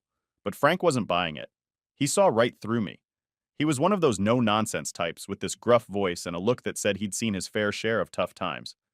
He asked, "You looking for work, kid?" I didn't even think twice before nodding. I figured it was my shot. He said he needed someone to sweep the floors, help with deliveries, and clean up the place. Nothing fancy, but he'd pay me cash and throw in some day-old bread. It felt like I'd hit the jackpot. I wasn't going to sleep in that tent with an empty stomach anymore. The first day on the job was rough. The bakery opened early, and when I say early, I mean before the sun even thought about coming up. I was up at 4 a.m., making my way there while the world was still dark. But the moment I walked through those doors, the warmth hit me, and I was like, yeah, I can do this. Frank showed me around, pointing out what needed to be done, and gave me the rundown of his no slacking rule. The work was hard, and my back ached from mopping floors and lifting heavy bags of flour, but I didn't care. I had a place to be, and it felt good to be doing something useful. Frank wasn't the warm and fuzzy type, but over time, we started talking. He'd tell me stories about how he'd opened the bakery years ago, right after his own dad kicked him out for being a screw-up. He'd managed to build it up from nothing, and I think he saw a little bit of himself in me. He started giving me advice, like how to budget my money, and even offered to teach me how to make some of the simpler pastries. It was weird, but for the first time in a long time, I felt like someone actually gave a damn about what happened to me. After a few weeks of working there, Frank told me he had a small room above the bakery that no one was using. It was basically a storage space, but he said I could crash there if I wanted. It was a step up from the tent, and I was beyond grateful. I moved my stuff in that night. The room was tiny, with a single bed and a window that barely opened, but it was warm, and I finally had a roof over my head. It was the best sleep I'd had in months. Waking up every day and having a place to go felt like a huge deal. I threw myself into the job. I figured if Frank was giving me a chance, the least I could do was work my butt off. I learned how to knead dough, how to make the perfect loaf of bread, and even how to whip up a decent apple pie. Frank was tough, but he was fair, and he'd give me a nod or a grunt when I did something right. It wasn't much, but those little moments meant everything to me. One day after my shift, Frank sat me down. He had this serious look on his face, the kind that made me think I was in trouble. But instead, he handed me an envelope. "You've been doing good work, kid," he said. "Here's your first proper paycheck." I opened it, and it was more money than I'd ever seen in one place before. It wasn't a fortune or anything, but it was enough to make me feel like I was finally on the right track. For the first time, I felt like I was moving forward instead of being stuck in one place. Working at the bakery became my routine. I'd wake up early, work until the afternoon, and then head to the library to use the free Wi-Fi to look for other job opportunities. I knew I couldn't stay at the bakery forever, but it was giving me the stepping stone I needed. I saved every penny I could, living like I was still in that tent, and only spending on absolute essentials. I'd grab the day-old bread Frank offered and make it last a couple of meals, and I'd pick up cans of soup from the dollar store to keep things cheap. Frank and I never really talked about my situation, but I think he knew more than he let on. One night, after closing up, he handed me a set of keys. "In case you ever need to lock up," he said, playing it off like it was no big deal. But I knew what it meant. It was trust. He trusted me to take care of his place, and that felt huge. I didn't have a family looking out for me, but in a weird way, it felt like Frank was looking out for me in his own gruff, silent way. The routine at the bakery kept me going, but it wasn't all smooth sailing. There were days when I felt the weight of everything. I'd see families walk into the bakery, parents with their kids, laughing and picking out treats together. It was like a punch to the gut every time. I'd have to step into the back room and catch my breath.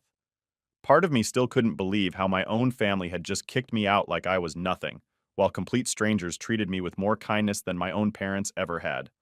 But I wasn't going to let those thoughts drag me down. Frank always told me, you either let life beat you, or you get up and beat it right back. It became kind of like a mantra for me. I wasn't about to give up, not after everything I'd been through. Every day I'd go back to that room above the bakery, and I'd make myself a promise. I was going to keep going, keep pushing, and I was going to build something better for myself. One morning, Frank came in looking more tired than usual. I asked him if everything was okay, and he just grunted and said something about getting old. But he gave me this look that felt almost like a warning, like he was trying to tell me not to get too comfortable. I didn't think much of it at the time. I just figured he was having a rough day. But those words stuck with me. I knew he was right. I couldn't stay at the bakery forever. It was a safe place, yeah, but I needed to start thinking bigger. So I started asking around for more work. I picked up extra shifts at a local convenience store and even helped out with landscaping on weekends. Anything to make a few extra bucks. It wasn't easy balancing everything, but I was determined to save enough to move on to something better. The more I worked, the more I felt like I was finally in control of my own life.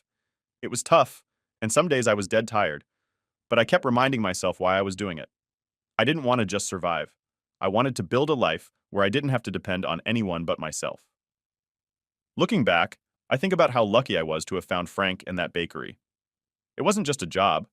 It was the first real step toward getting my life together. And even though things were still uncertain, for the first time, I felt like I had a shot. A real one. I wasn't just the unwanted kid in a tent anymore. I was someone who was making things happen, even if it was one small step at a time. And that was enough to keep me going. After a few years of working my butt off and saving every penny, I finally did it. I bought my own house. It wasn't anything huge or fancy, just a small 3-bedroom place on the edge of town. But it was mine. I can't even describe how it felt walking through those doors for the first time, holding the keys and knowing that this was my space. I stood there in the empty living room, looking around at the bare walls, and felt this rush of pride. I'd done it. I'd made it. And I'd done it without any help from my so-called family. I spent the first few weeks living there without much furniture. Just an air mattress and a couple of cardboard boxes that doubled as a table and a chair. It was rough, but I didn't care. Every morning, I'd wake up and remind myself that this was my place. No one could kick me out. No one could tell me I didn't belong. I started slowly furnishing the place, little things here and there as I could afford them. A couch from a thrift store, a cheap dining table, stuff like that. It was coming together, and with every piece of furniture I brought in, I felt like I was building a real home. Then one day, when I was just starting to feel settled, my doorbell rang. At first, I didn't think much of it. I figured it was a delivery or maybe one of the neighbors stopping by. But when I opened the door, it felt like I'd been punched in the gut. There they were, my parents, Sarah, her husband, and their 3 kids. All of them standing on my porch, smiling like nothing had happened, like they hadn't kicked me out years ago and left me to fend for myself. My mom was the first to speak. "Surprise!" she said, like she was announcing some grand reunion. "We heard you bought a house. We're so proud of you." I just stood there, gripping the doorknob, trying to keep my face neutral. Part of me wanted to slam the door right in their faces, but another part of me was just in shock. I hadn't seen them in years, and now here they were, acting like everything was fine. Sarah pushed her way forward, her baby on her hip, and looked around my entryway like she was appraising it. "Nice place, bro. You've really done well for yourself." And that's when it hit me. This wasn't just a friendly visit. They were here for something. My family had only ever shown up when they needed something. My dad cleared his throat, looking like he was about to give one of his fatherly speeches. "Son, we were thinking, with Sarah's family growing and all, and you having this big house to yourself, maybe it's time to let bygones be bygones. Family should stick together, right?" I almost laughed in his face. Family? These people had thrown me out like trash when I was a teenager, and now they were talking about family? I bit back the anger rising in my throat and forced myself to ask, "What are you really asking for?" My mom stepped forward, all smiles. "Well, we thought, wouldn't it be nice if we all moved in here? One big happy family, like old times." She said it so casually, like she hadn't just asked me to give up the one thing I'd worked so hard for. I could feel the anger building up, the memories of sleeping in a tent, of being ignored and treated like a problem. And now they wanted to move into the home I built on my own? "No," I said, trying to keep my voice steady. "That's not happening." The smiles dropped. My mom's face twisted in confusion, like she couldn't believe I was saying no. "But we're family," she insisted, like that was supposed to mean something. "We should be helping each other out." I felt my hands start to shake, and I took a deep breath, trying to stay calm. "Where was that attitude when I was 16 and sleeping in a tent in the backyard?" I asked. "Where was family then?" For a moment, they were silent. My dad's face turned red, and he puffed up his chest, like he always did when he was trying to intimidate me. "Now listen here." "No, you listen." I cut him off. "I built this place on my own, without any help from you. I worked every day to get where I am, and I'm not letting you waltz in here like nothing happened. This is my home, and you're not welcome here." Sarah's face twisted into this fake hurt expression. "Come on, don't be selfish. We need the space, and you owe us." That was the final straw. "I owe you?" I snapped. "I don't owe you anything. You all kicked me out when I was a kid, left me with nothing, and now you think you can just show up and take over? Get out." My dad's face turned even redder, and for a second I thought he was going to start yelling. But he just stared at me, like he was seeing me for the first time. Maybe he finally realized I wasn't that scared kid anymore, the one who used to back down whenever he raised his voice. I wasn't backing down now. My mom tried one last time, her voice softer like she was trying to guilt me. "We know we've made mistakes, but we're trying to make things right. We just want to be a family again." But I wasn't falling for it. "You want to be a family now that I have something you want," I said. "But that's not how it works. I've moved on, and you need to do the same." They stood there for a few more seconds, staring at me like they couldn't believe what they were hearing. But eventually they turned and left, getting into their car without another word. I watched them drive off, feeling this strange mix of anger, relief, and sadness. I'd spent so many years waiting for them to care, for them to show up and finally be the family I needed. But now that they were here, I realized I didn't want them in my life anymore. I didn't need them. I shut the door, leaning against it as I let out a long breath. My hands were still shaking, but there was this sense of freedom washing over me. I'd finally stood up for myself and it felt good. For years, I'd let their treatment define me, make me feel small and unimportant. But now I had my own life, my own home, and I was done letting them take that from me. I knew deep down that this probably wouldn't be the end of it. Toxic people don't just disappear when you tell them no. But for now, I felt like I'd taken the first step. I was learning how to stand on my own 2 feet, how to protect what was mine, and most importantly, how to say no without feeling guilty. I sat down in my now empty living room, and for the first time in a long time, I felt like I could breathe. This place was mine. It wasn't about proving anything to anyone, it was about building something for myself. I didn't need anyone's approval. I didn't need their acceptance. I was finally living my own life on my own terms, and I wasn't about to let anyone take that away from me. It had been a couple of weeks since my parents and sister showed up at my door. I thought I'd finally put an end to all that, made it clear they weren't welcome in my life anymore. I was wrong. Toxic people have this way of clawing their way back in, even when you've slammed every door shut. And just when I thought I could finally move on, they found another way to mess with me. It started with a letter. I came home from work one day and found this official-looking envelope in my mailbox. For a second, I panicked. I mean, I'd been doing everything right, paying my bills on time, keeping my nose clean, but my gut told me something was off. I ripped it open, and there it was. A legal notice. It said my sister was trying to contest my ownership of the house, claiming it should be shared as family property. My first reaction was disbelief. I stood there in my driveway, staring at the paper like it was written in some foreign language. They really couldn't let me have this one thing, could they? I called a lawyer the next day. I wasn't about to let them take the one thing I worked so hard for. My lawyer, a no-nonsense woman named Karen, yeah, ironic, was clear. They don't have a leg to stand on, but they'll try to make it a hassle for you. She was right. For the next few weeks, they did everything they could to drag me through the mud. They claimed I'd taken money from them and used it to buy the house. They tried to make it sound like I was some ungrateful kid who took advantage of their generosity. It was all lies. I knew it, and they knew it.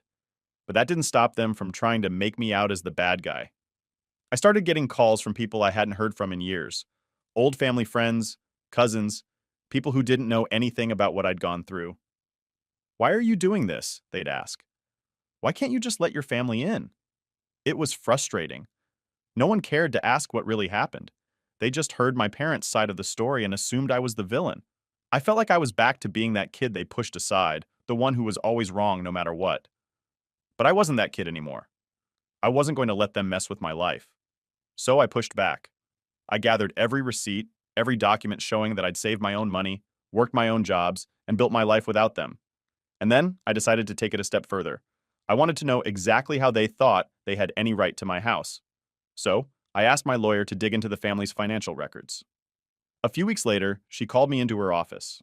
I thought it was just going to be a regular update, but when I walked in, she had this look on her face, like she'd found something big. She handed me a stack of papers.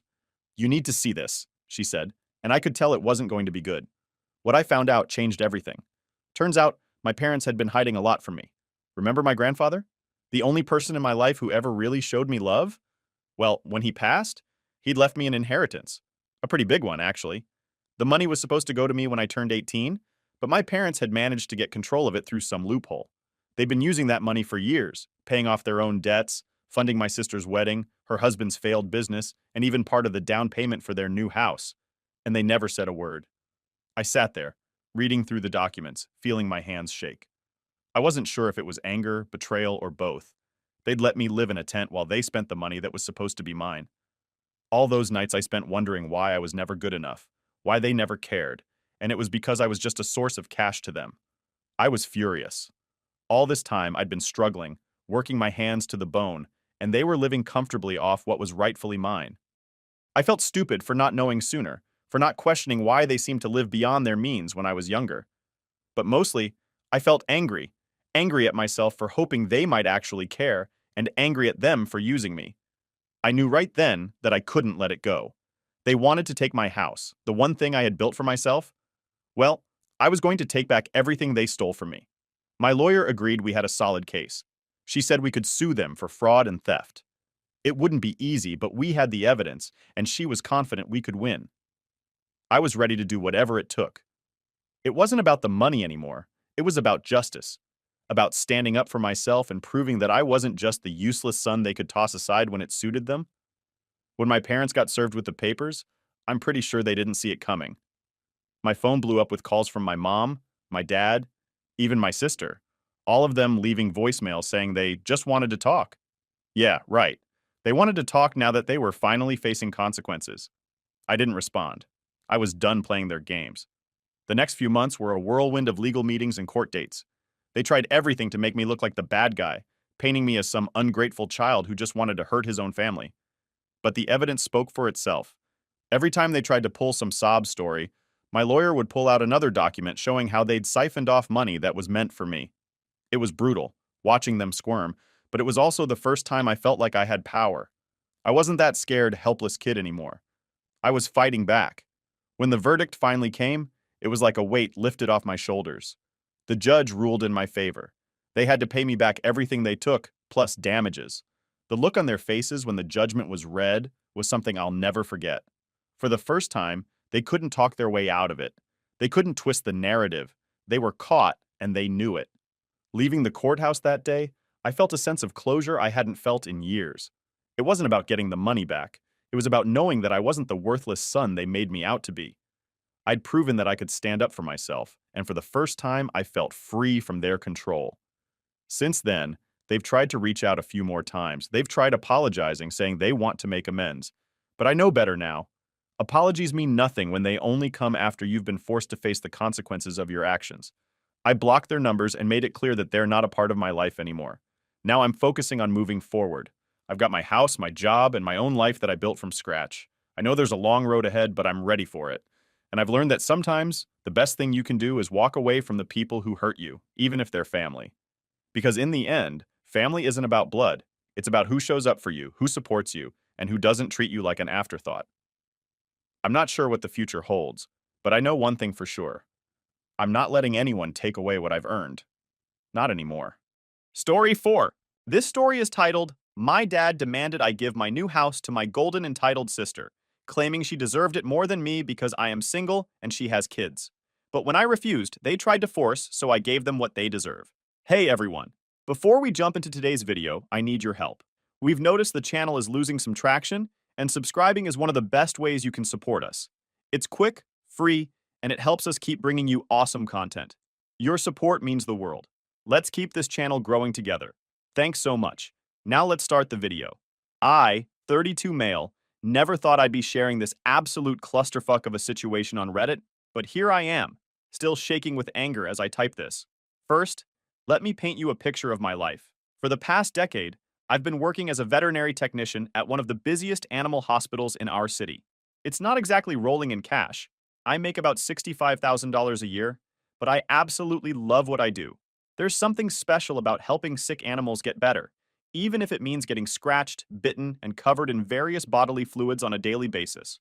Plus, the look on an owner's face when you help save their pet, that's worth more than any six-figure tech salary if you ask me. But man, saving for a house on a vet tech's salary? That's been a whole different kind of challenge. Since I was 22, I've been living like a college student trying to make this dream happen. Shared a cramped apartment with 3 other guys, one of whom was definitely running some kind of illegal cheese import business from his bedroom. Don't ask. The smell still haunts me. Drove this ancient Honda Civic that made sounds I'm pretty sure cars shouldn't make. Lived off the cheapest meal prep you can imagine. If there was a sale on ramen or frozen burritos, I was there. Meanwhile, my sister Sarah, 35 female, oh boy. Where do I even start with Sarah? Picture every entitled Instagram influencer wannabe you've ever seen, multiply it by 10, add 3 kids from 3 different baby daddies, and you're getting close. She's got this whole lifestyle brand thing going on. Read, joining every pyramid scheme that comes her way, and convincing our parents to invest. Her kids are 8, 5, and 2. Cute kids, don't get me wrong, but she uses them like accessories for her Instagram. She's always posting these staged photos of them in matching designer outfits with captions like, "Blessed mama raising my tribe," while simultaneously pawning them off on our parents so she can go to business meetings, aka cocktails with other MLM huns. The kicker?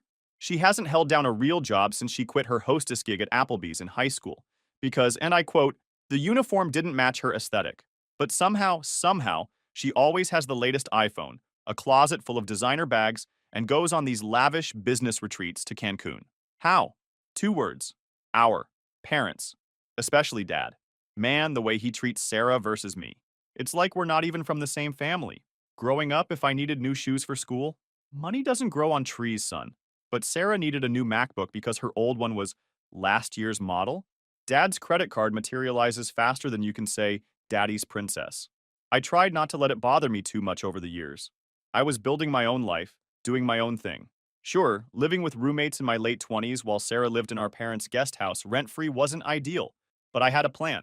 Every extra dollar I made doing overnight emergency shifts or picking up extra hours went straight into my house fund. While Sarah was blowing money on cryptocurrency schemes recommended by her latest boyfriend, I was learning everything I could about mortgages, property taxes, and home maintenance. Finally, after nearly a decade of saving, living like a monk, and working more overtime than I can count, I did it. Found this cozy 3-bedroom ranch-style house in a decent neighborhood. Nothing fancy. Definitely needs some TLC. Got this weird carpet in the bathroom that I'm pretty sure is older than I am. And the previous owner had some questionable ideas about accent walls. Who paints a kitchen neon orange? But it was within my budget, structurally sound, and most importantly, it was mine. The day I got the keys, I literally sat on the floor of my empty living room and cried. Pathetic? Maybe. But after watching Sarah get handed everything her whole life while I worked my ass off for every single thing I had, this felt like vindication. Like proof that doing things the right way, the hard way, could actually pay off. Oh, and speaking of Sarah getting handed things, here's where the story really starts to get interesting. See, 5 years ago, our parents gave her a house. Not just any house.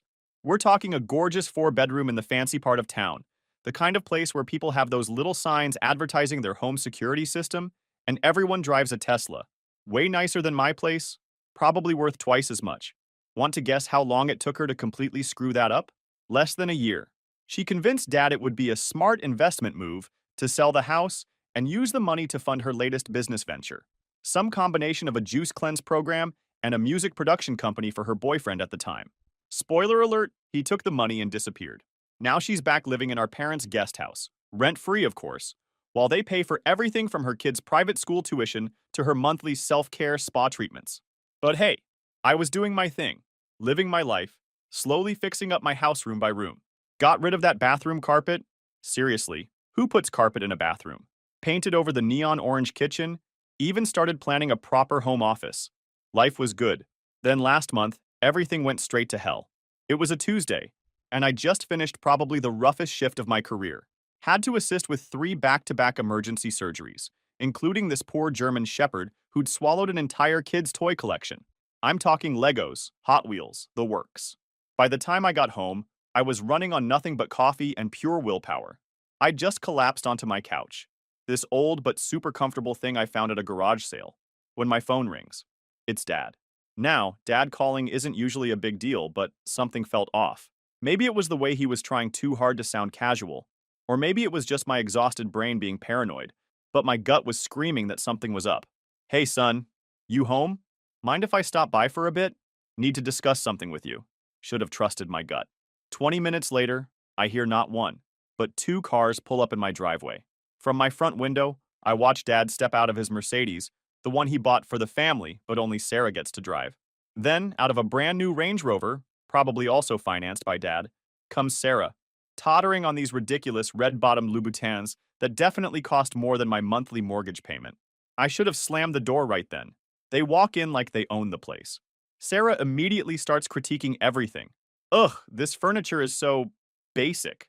Yeah, because some of us buy things with our own money, sis. These walls need to be white for my aesthetic. They're beige, but whatever. This would make such a cute room for Jaden's TikTok studio. Her 8-year-old does not need a TikTok studio. We sit down in my living room, Sarah sprawled across my armchair like it's a photo shoot set, still intermittently recording stuff on her phone. Dad clears his throat, does this weird laugh thing, and then drops the bomb that started this whole nightmare. So, son, your sister's been going through some challenges lately. Sarah immediately jumps in with the dramatics. OMG, Dad, don't make it sound so tragic. I'm just like pivoting my business model. She turns to me with this fake sympathetic look. My meditation crystal business didn't exactly align with my authentic self, you know? I'm sitting there thinking about the $20,000 Dad invested in her crystal business 3 months ago, but I keep my mouth shut. Dad continues. Well, anyway, we've been thinking this house is really too big for just one person. Your sister has 3 growing children, and they need space to thrive. We think, he pauses for effect, you should give Sarah your house. I legit thought I was hallucinating from exhaustion. Like maybe I fell asleep at work, and this was some weird dream brought on by too much coffee and the lingering smell of dog surgery. Excuse me. What? Sarah rolls her eyes so hard I'm surprised they didn't get stuck. God, don't be so dramatic. It's not like you're using all this space. She gestures vaguely with her phone, still recording. I need a proper space for my content creation. The guest house lighting is totally killing my engagement metrics. I look at Dad, waiting for the punchline. But he's got that same expression he always has when Sarah wants something. That, just give her what she wants so we can have peace look. You can't be serious, I say. Look, Dad leans forward, using his reasonable businessman voice. We've thought this through. You're young, single, focused on your career. You could easily get an apartment closer to the animal hospital. Sarah needs stability for the kids. Stability? I almost choke. Like the stability of the house you gave her that she sold for her ex's music career? Sarah's head snaps up from her phone. That was different. Jackson's mixtape was going to be huge. How was I supposed to know he'd run off to Miami with that SoundCloud rapper? Dad raises his hands in this placating gesture that makes my blood boil. The past is the past. This is about family, about helping your sister get back on her feet. Back on her feet? I laugh, but there's no humor in it. She's never been on her feet. You've carried her through every bad decision she's ever made. Sarah gasps like I've personally offended her entire Instagram following. I am a boss babe running multiple businesses. Pyramid schemes aren't businesses, Sarah. That's when Dad pulls out his trump card, the one he probably thought would end all discussion. Son, if you don't help your sister out here, well, you might want to reconsider your position in the will. The room goes dead silent. Even Sarah stops recording. And you know what? In that moment, something in me just snapped. All those years of watching Sarah get everything while I worked my ass off, all the times I kept my mouth shut to keep the peace, it all came boiling up. I stood up, walked to my home office, ignoring Sarah's OMG so rude, and came back with a folder. A folder I'd been keeping since the day Sarah sold her house, because some part of me knew this day would come. You want to talk about the will, Dad? Let's talk about it. Quick backstory on this folder. The day Sarah sold her house, something clicked in my brain. Maybe it was all those years working with sick animals, seeing how one small thing can snowball into a huge problem if you don't document everything. So I started keeping records. Every receipt, every text message, every social media post where Sarah bragged about her investments. Call it paranoid, but working 12-hour shifts at the animal hospital teaches you to trust your instincts. I dropped the folder on my coffee table, which Sarah had just called tragically suburban 10 minutes ago. The thud it makes is honestly kind of satisfying. Let's do some math, Dad, I say, pulling out the first document. The house you gave Sarah? The one in Oakwood Heights? Let's talk about what it was worth. Sarah scoffs, finally putting her phone down. Oh my God, are you still bitter about that? That was like forever ago. I'm trying to manifest abundance here, and your negative energy is totally blocking my chakras. I ignore her and focus on Dad. The property records show it was worth $875,000 when you gave it to her. Know what she sold it for? $890,000. And where did that money go? Dad's starting to look uncomfortable. Sarah's examining her nails like they're suddenly the most interesting things in the world. I pull out more papers. Let's see. $150,000 to invest in Jackson's music career. He disappeared with that money 2 weeks later. But hey, at least she got a face tattoo out of that relationship. Then there was $200,000 for her crystal healing empire, which lasted exactly 3 months before she declared that crystals were owed 2022.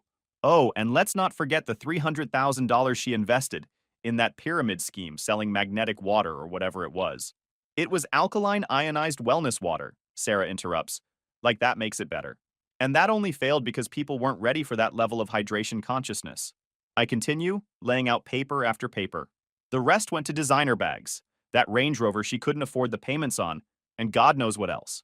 But here's the interesting part, Dad. I had a friend who works in real estate look up the current value of your estate. Dad's face goes from uncomfortable to ghost white. Sarah's still pretending to be absorbed in her manicure, but I can see her shoulders tensing up. Your house, your investments, everything you have left, worth less than what Sarah's house sold for. She's already gotten her inheritance? Actually, she's gotten more than her share. She just blew through it in record time.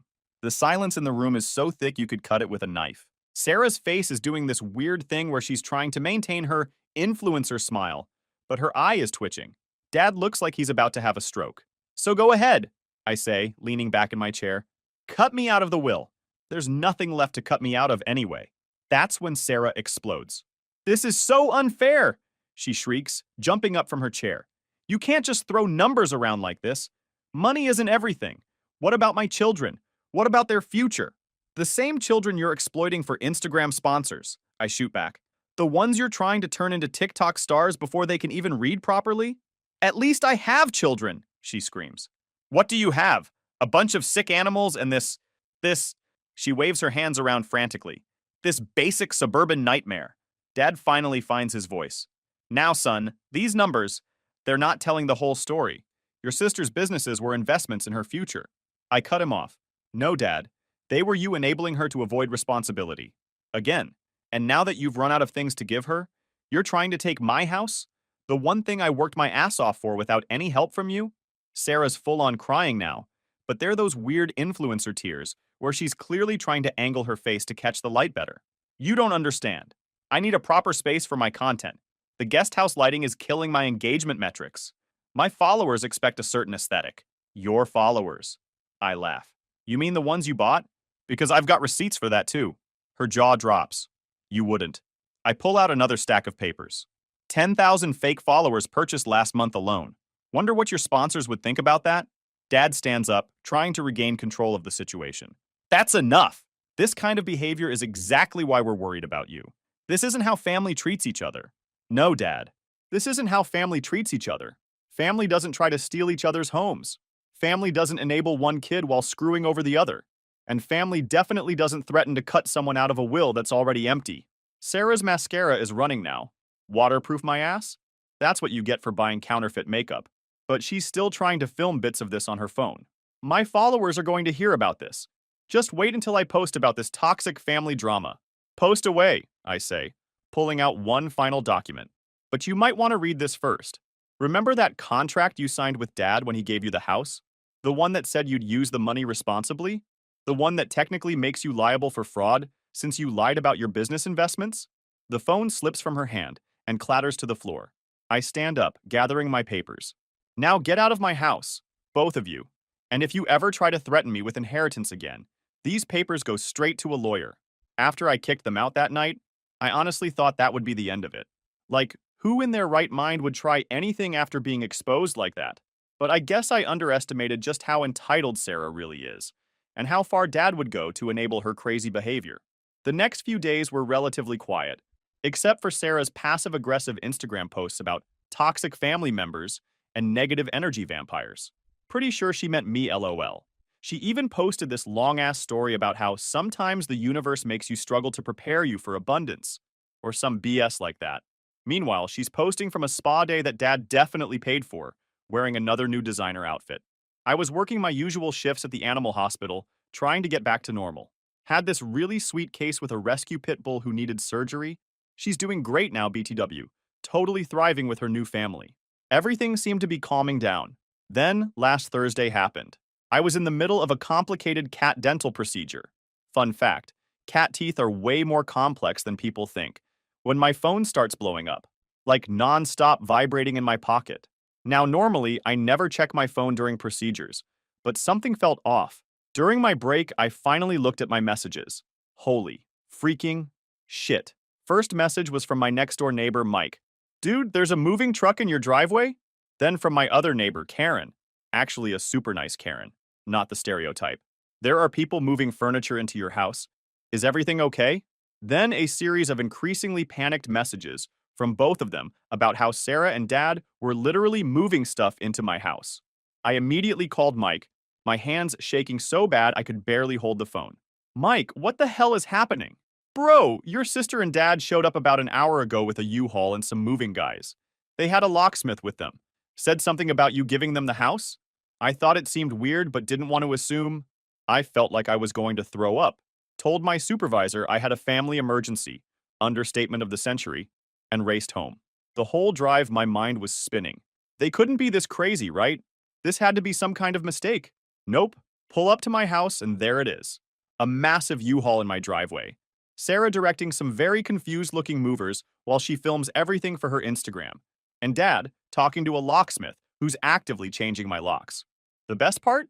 Sarah's 3 kids are running around my front yard screaming, "We get to pick our rooms!" while she's yelling at them about ruining her Instagram live. Her youngest, who's like 2, is literally drawing on my garage door with markers while she's too busy filming to notice. I park my car blocking the U-Haul. No way they're getting that thing out now. And storm up to my front door. Sarah sees me and has the absolute audacity to look annoyed. Ugh, what are you doing here? You're totally ruining the surprise for my followers. I was going to do a whole home renovation series. I'm literally shaking with rage at this point. What am I doing here? This is my house. Dad steps in, trying to act all calm and businesslike, while a locksmith is literally committing a crime behind him. Now, son, we figured since you were being unreasonable, we'd help you make the right decision. You can't just leave your sister and her children homeless. Homeless? She lives in your guest house. For free. Sarah rolls her eyes, still filming. That's not the point. The guest house doesn't have a home theater room. Where am I supposed to film my motivational Monday videos? I pull out my phone to call the cops, and that's when Sarah shows her true colors. She grabs my arm, still filming with her other hand, of course, and says in this weirdly calm voice, "Go ahead, call them. But remember, I have 3 kids. Who do you think they'll side with? The single guy who works with animals, or the poor single mom just trying to provide for her babies?" Dad nods along like this makes perfect sense. Think about how this will look, son. Just let your sister have the house. We can find you a nice apartment. I look at the locksmith, who's looking mighty uncomfortable now. Did you verify who owned this house before changing the locks? He shifts nervously. They said it was a family property. Show him the papers! Sarah shrieks, her calm facade cracking. Dad, show him how this house belongs to the family! Dad starts fumbling in his briefcase, pulling out some obviously fake documents they probably printed at Kinko's. But I've got something better. I pull up my phone, open my files, and show the locksmith my deed, mortgage documents, and property tax records. All in my name, all legally filed. The locksmith's face goes white. Sarah's still filming, but now she's screaming about toxic masculinity and how I'm oppressing her dreams. Dad's trying to talk over everyone about family obligations and doing the right thing. And that's when I did something that changed everything. I pressed dial on my phone and said the words that made Sarah's fake Instagram smile disappear completely. Yes, police? I'd like to report a breaking and entering in progress. What happened next was like watching a train wreck in slow motion, but make it Instagram-worthy. Sarah immediately switched into full mommy influencer crisis mode. Oh my god, are you filming this? She shrieked, actually trying to position herself for better lighting while having a meltdown.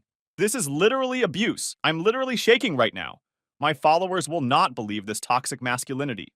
Meanwhile, Dad's going through the 5 stages of grief in record time. Son, think about what you're doing, he says, his voice doing that weird thing where he's trying to sound authoritative, but you can hear the panic creeping in. This is family. We can work this out. The locksmith, bless his heart, is frantically packing up his tools like he's on some kind of speedrun challenge. I don't blame him. This is probably not what he signed up for when he went to locksmith school. Is that a thing? Whatever. Here's where it gets even better. Sarah's oldest kid, Jaden, who's been watching too many TikToks apparently, decides this is the perfect moment to start his influencer career. This 8-year-old pulls out an iPad, probably worth more than my first car, and starts doing a commentary. What's up, guys? Welcome to my channel. Today we're watching my mom get a new house, but my uncle is being super sus right now. I wish I was making this up. The cops arrive in what felt like forever, but was probably only about 10 minutes. 2 patrol cars pull up, and Sarah immediately, and I mean immediately, switches into her poor, helpless single mother act. You know those videos of fainting goats? Yeah, it was kind of like that, but with more designer labels and fake tears. Officers, she wails, somehow managing to find the perfect camera angle while pretending to be distraught. Thank goodness you're here. My brother is trying to keep me and my babies homeless. Look at their little faces. But here's the thing about real police officers. They're not Sarah's Instagram followers. They're not Dad's golf buddies. They deal with actual laws and facts. Ma'am, we need to see some identification and proof of residence, says the first officer, completely unbothered by Sarah's Oscar-worthy performance. I pull out my phone and show them everything. Property deed, mortgage statements, tax records, all of it. Then I show them my driver's license with this address. Officers, I say, trying to keep my voice steady. These people are trying to break into my house. They hired a locksmith to change my locks while I was at work. They're literally moving furniture in as we speak. Sarah tries to interrupt with some story about family property and verbal agreements. But the second officer cuts her off. Ma'am, do you have any legal documentation showing your right to be here? Dad steps forward with his Kinko's special documents. The officer takes one look at them and, I kid you not, actually sighs. Like he's dealing with kindergartners who did their homework in crayon. Sir, these are not legal property documents. This appears to be a PowerPoint presentation printed on fancy paper. Y'all, the shade in this officer's voice. I almost felt bad for Dad. Almost. The officers exchange this look that I can only describe as 100% done with this shit. Ma'am, you need to stop recording and step outside the property. This is a potential crime scene. A crime scene? Sarah's voice hits a pitch that probably had dogs howling 3 blocks away. This is family matters. This is about my children. The officer turns to me.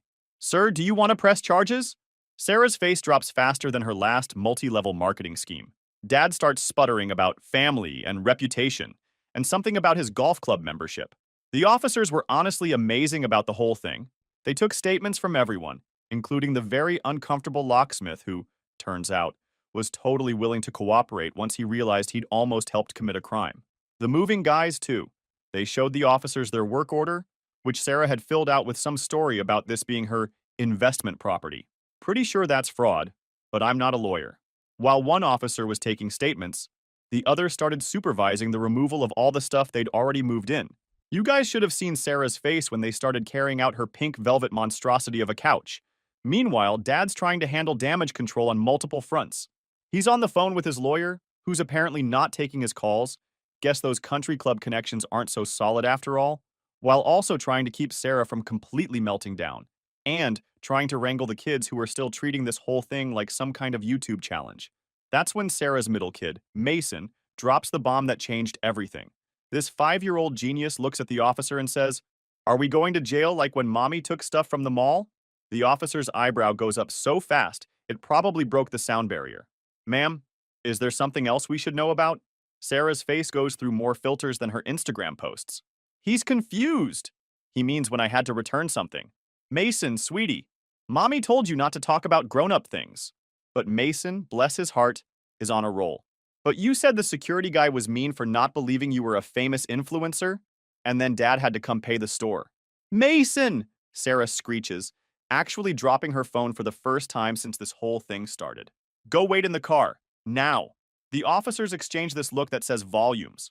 One of them steps aside to make a call, and I can hear him asking dispatch to run Sarah's record. Dad looks like he's about to have an aneurysm. While this is happening, the moving guys are still hauling stuff out. One of them comes up to me looking confused, holding this massive vision board covered in pictures of my house, obviously screenshots from my realtor's old listing photos, with Sarah's Empire written across the top in glitter pen. Where should we put this? Sarah actually tries to grab it. That's my manifestation board. I spent hours choosing the right crystals to align the energy. The officer steps in. Ma'am, all unauthorized items need to be removed from the property. But I already sage cleansed the space. That's when another patrol car pulls up. Turns out Mason's little comment about the mall incident? Yeah, there was an outstanding warrant for Sarah. Apparently being an influencer doesn't actually give you the right to walk out of Nordstrom wearing unpaid merchandise, even if you're planning to post about it later. The look on Sarah's face when they started reading her rights? Priceless. Though she did manage to ask if she could position herself for better lighting in her mugshot. Dad finally snaps into action, but not to help Sarah. No, this man starts frantically gathering up all the papers he'd brought. You know, the fake property documents they'd made. The officer notices. Sir, I'm going to need to see those papers. Dad actually tries to stuff them into his pocket like a kid hiding a bad report card. These? Oh, these are nothing. Just some family photos. Sir, the papers. Now, as the officer starts looking through them, his expression gets more and more serious. Turns out attempting to forge property documents is kind of a big deal. Who knew? While one officer is dealing with Sarah's arrest warrant and another is reviewing Dad's creative writing project, the locksmith pulls me aside. He's sweating bullets. Look, man, I swear I didn't know. They said it was a family property. Showed me some papers. I should have verified better. Please don't press charges against me. I'll make this right. I look at this guy, clearly terrified of losing his license, and make a decision that would turn out to be crucial later. I will update you guys if anything happens. Final update. It's been 6 months since the attempted break-in, and holy hell, what a wild ride it's been. You guys have been asking for an update. Karma finally came to collect, and she brought receipts. Remember how I mentioned making a decision about the locksmith? Well, I decided not to press charges against him on one condition. He had to give a full statement about how Dad and Sarah presented those fake documents. Turns out, this was a bigger deal than any of us realized because those weren't just badly made fake papers. They had forged signatures and stamps that made it full-on fraud. The locksmith's statement opened up a whole investigation. But here's where karma really went for the throat. Remember Mason's comment about Sarah's shoplifting? That opened up a massive can of worms. Turns out our little influencer had been running a whole scheme. She'd accept sponsorships from brands, order their products with the promotional codes they gave her, then return everything for cash refunds while still posting pre-filmed reviews with products she'd already returned. She had scammed over 30 companies this way. Dad's situation got even better. During the fraud investigation, they found out he'd been embezzling from his company to fund Sarah's lifestyle. All those designer bags, the private school tuition, the Range Rover? Yeah, that was company money. He'd been cooking the books for years, writing everything off as business expenses for a fake consulting company he'd set up in Sarah's name. The dominoes started falling fast after that. Dad got fired and is facing criminal charges. The company's suing him for every penny. Sarah's facing multiple fraud charges, plus the original shoplifting warrant. As for the kids, this is actually the one silver lining in this whole mess. Sarah's ex, Jaden's dad, stepped up and got custody of all 3 kids. Turns out he's got his life together now, married to a child psychologist and living in a nice suburban home. The kids are in therapy, attending public school, the horror, and actually seem happier than ever. My house? Still mine, obviously. I've actually fixed up the garage door, goodbye marker drawings, painted over Sarah's attempt at an accent wall, who paints one wall neon pink, and turned one of the spare rooms into a proper home office. The neighbors now joke that my house is the most secure building in the neighborhood. The best part of all this? Last week I got a letter from Sarah. She's writing from her mom's house in Florida, where she fled to avoid the media attention, begging me to help her with legal fees. Says she's learned her lesson and wants to rebuild our family bond. She even offered to promote my veterinary clinic on her Instagram, which has lost 80% of its followers since the arrest, by the way. I took a picture of her letter, wrote no on it in big red letters, and mailed it back. Final mini update. As I'm writing this, I just got word that Dad's trying to sell his life story to Netflix. Sarah's already posted about being in talks to play herself in the adaptation. I'm pretty sure they're both lying, but at this point, I just sit back and laugh. My house is paid for, my job is rewarding, and I never have to worry about finding crystals in my couch cushions ever again. Thanks for following this crazy journey, Reddit. Remember, sometimes the best family isn't the one you're born into, but the one you choose, even if that family has 4 legs and fur. Story 5. This story is titled, Parents Raised My Rent to Support, Deadbeat Sister Boyfriend. So I left and now they are begging me for help. Hey, first-time poster here. I'm Alex, 23 male, and things have been pretty chaotic in my life recently. I don't usually share personal stuff like this, but I need to vent and hear your opinion. I'm currently in college and grinding my way through life with a full-ride scholarship and 2 part-time jobs. I live at home with my parents, which sounds great on paper because it's rent-free, but trust me, it's not as easy as it sounds. See, I've got a sister, Kara, who's 25 female and the certified golden child of the family. And when I say golden child, I mean she can screw up royally, and my parents will find a way to spin it like she's the second coming of Christ. Let me paint you a picture. Growing up, Kara could do no wrong. If she brought home a C on her report card, my parents would celebrate it like she'd won a Nobel Prize. She tried her best, they'd say. Meanwhile, if I got a B instead of an A, it was, what happened, Alex? You're smarter than this. Kara was the type who barely lifted a finger at home. Chores? Not her thing. If she didn't do the dishes, my parents would shrug it off, saying, oh, Kara must have been so busy with her friends. But if I forgot to take out the trash, it was a whole lecture about how I needed to be more responsible. It doesn't stop there. Kara had this ex-boyfriend, Greg, who was the absolute worst. He was manipulative, controlling, and quite frankly, a user. Greg had Kara wrapped around his finger, and she couldn't see it. He would borrow money from her constantly, guilt-tripping her about how he needed help to get back on his feet. Guess what? He never did. Kara worked a decent job for a while, but every dime seemed to end up funding Greg's shady ventures, like his failed music career and random trips with his buddies. What's worse is that when I tried to point out Greg's obvious manipulation, I was told to stay out of it because I didn't understand their connection. My parents? They weren't much help. They'd brush it off with, Kara's a grown woman. Let her make her own choices. Which, fine, fair enough. But when Greg eventually dumped her and left her in financial ruin, guess who my parents leaned on to pick up the pieces? Me. Now don't get me wrong, I didn't hate Kara growing up. She wasn't mean to me or anything. But the favoritism was hard to ignore, especially as we got older. While I was busting my ass in school, Kara was coasting through life. She barely passed high school, didn't bother with college, and started working at random retail jobs that never lasted more than a few months. My parents, of course, always had excuses for her. She's just figuring herself out, they'd say. When I got my scholarship and started college, I thought maybe things would finally shift. I mean, I was doing everything right, getting good grades, working hard, planning for my future. But nope, Kara was still the star of the show. When she got a job at a boutique last year, my parents acted like she'd been elected to Congress.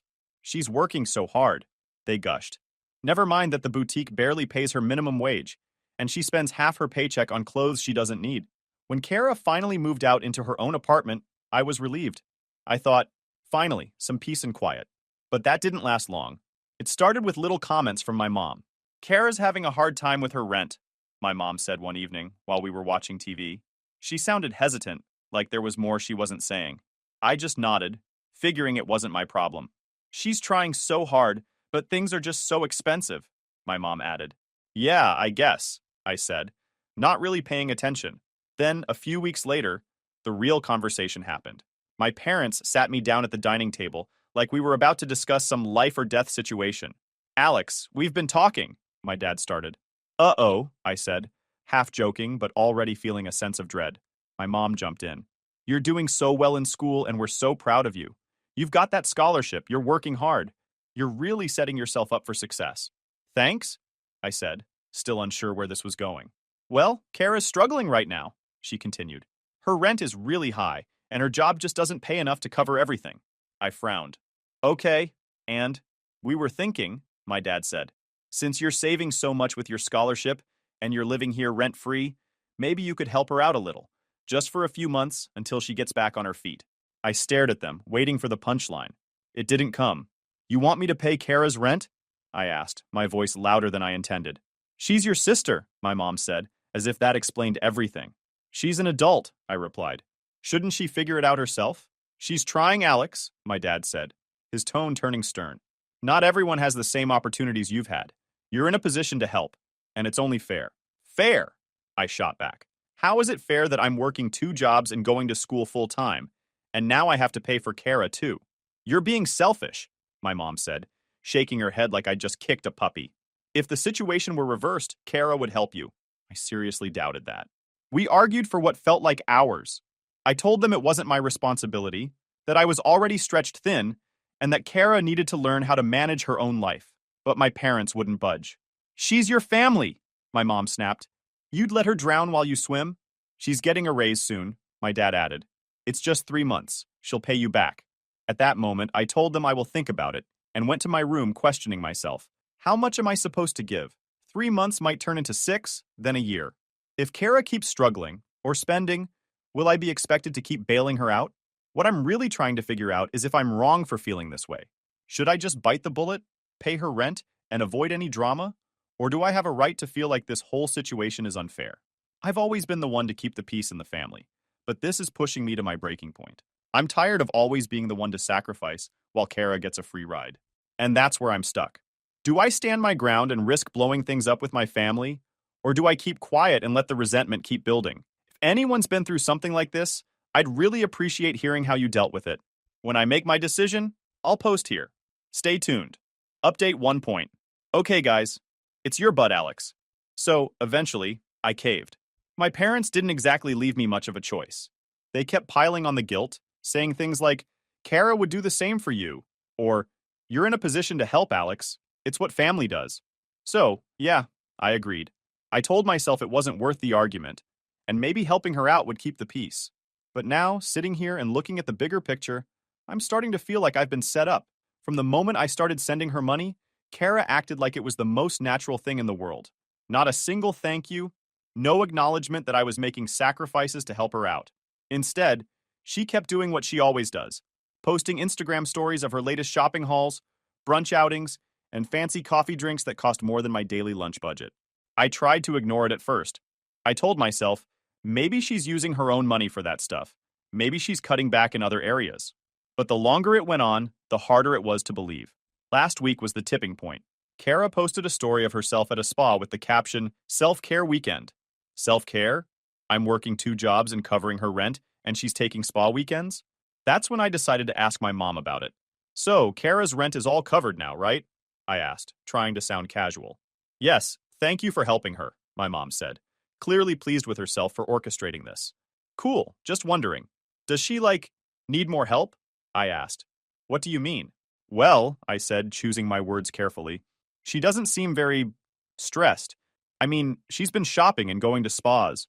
Doesn't really look like someone who's struggling." My mom gave me a look like I'd just insulted the Pope. "Alex, she's allowed to enjoy herself. Just because she's having a hard time doesn't mean she can't take a break every now and then." "Sure, but how is she affording all this?"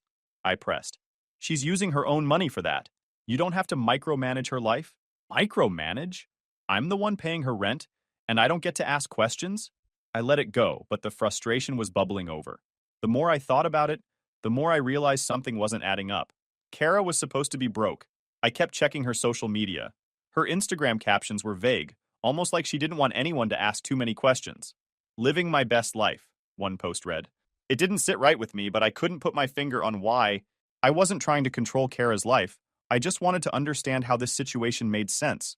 But whenever I asked about her struggles, she'd dodge the question or change the subject. "It's just complicated," she'd say, which only made me more suspicious. But I could see I wasn't going to get anywhere with Mom, so I dropped it. That conversation planted a seed of doubt in my mind that only grew stronger with time. I started paying closer attention, looking for anything that might explain how Kara was living so comfortably despite her supposed financial struggles. One evening, I was at my parents' house again when I overheard Kara on the phone. She was in her old bedroom, talking in a hushed voice. "No, I told you, I'll send it tomorrow," she said. "Just stop freaking out, okay?" I froze. Who was she sending money to? Wasn't I the one covering her rent? I didn't want to jump to conclusions, but I remembered something my cousin Matt had mentioned a few weeks earlier. "Did you know Kara's been hanging out with Greg again?" Matt said casually during a family barbecue, leaning against the counter. I frowned. "Greg? Her ex?" "Why?" Matt shrugged. "Dunno. Saw them at that coffee shop by her place. Looked cozy." He paused, then added, "You ever notice Kara's been acting weird?" "Weird how?" I asked, narrowing my eyes. "I don't know," he said, taking a sip of his drink. "She's been way more private than usual. Like she's hiding something big." I laughed it off, but his words stuck with me. What could Kara possibly be hiding? Greg was supposed to be ancient history, a deadbeat who'd mooched off Kara for years before she finally dumped him. Or so I thought. The way Matt mentioned him, almost like it wasn't over, gnawed at me. I ignored it then, but now I wish I'd paid attention. I decided I needed to dig deeper. That night, I went home and opened up Venmo, searching for Kara's account. I felt a little guilty snooping, but I justified it by telling myself I had a right to know where my money was going. It didn't take long to find what I was looking for. There were multiple consistent payments to Greg. The captions were vague. "For groceries. You owe me one. Thanks again." I stared at the phone screen, trying to realize my money wasn't going to Kara's rent, it was going to her ex. The realization hit me like a ton of bricks. Here I was, working overtime and cutting back on everything just to help her, and she was using it to support someone who'd already taken advantage of her once.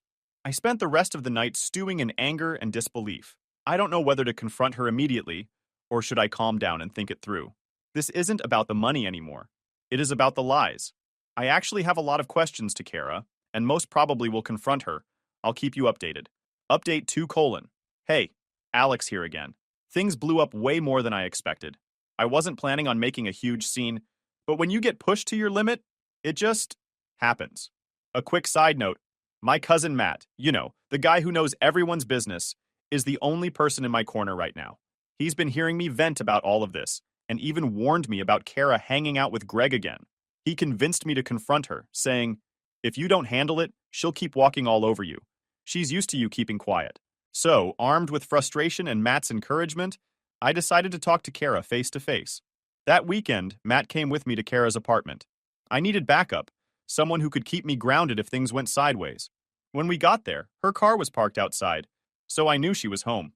Matt gave me a nod, and I knocked on her door. Kara opened it, looking surprised, and not in a good way. Her eyes darted between me and Matt, her body stiff. "What are you guys doing here?" she asked, leaning against the doorframe. "We need to talk," I said. She sighed, glancing back into her apartment. "Now's not a good time, Alex." "Too bad," I said, stepping inside before she could stop me. Matt followed, closing the door behind him. Her apartment was tidy, but the tension in the air was thick. Kara crossed her arms, her expression guarded. "What's this about?" I wasted no time. "Greg." Her face paled. "What about him?"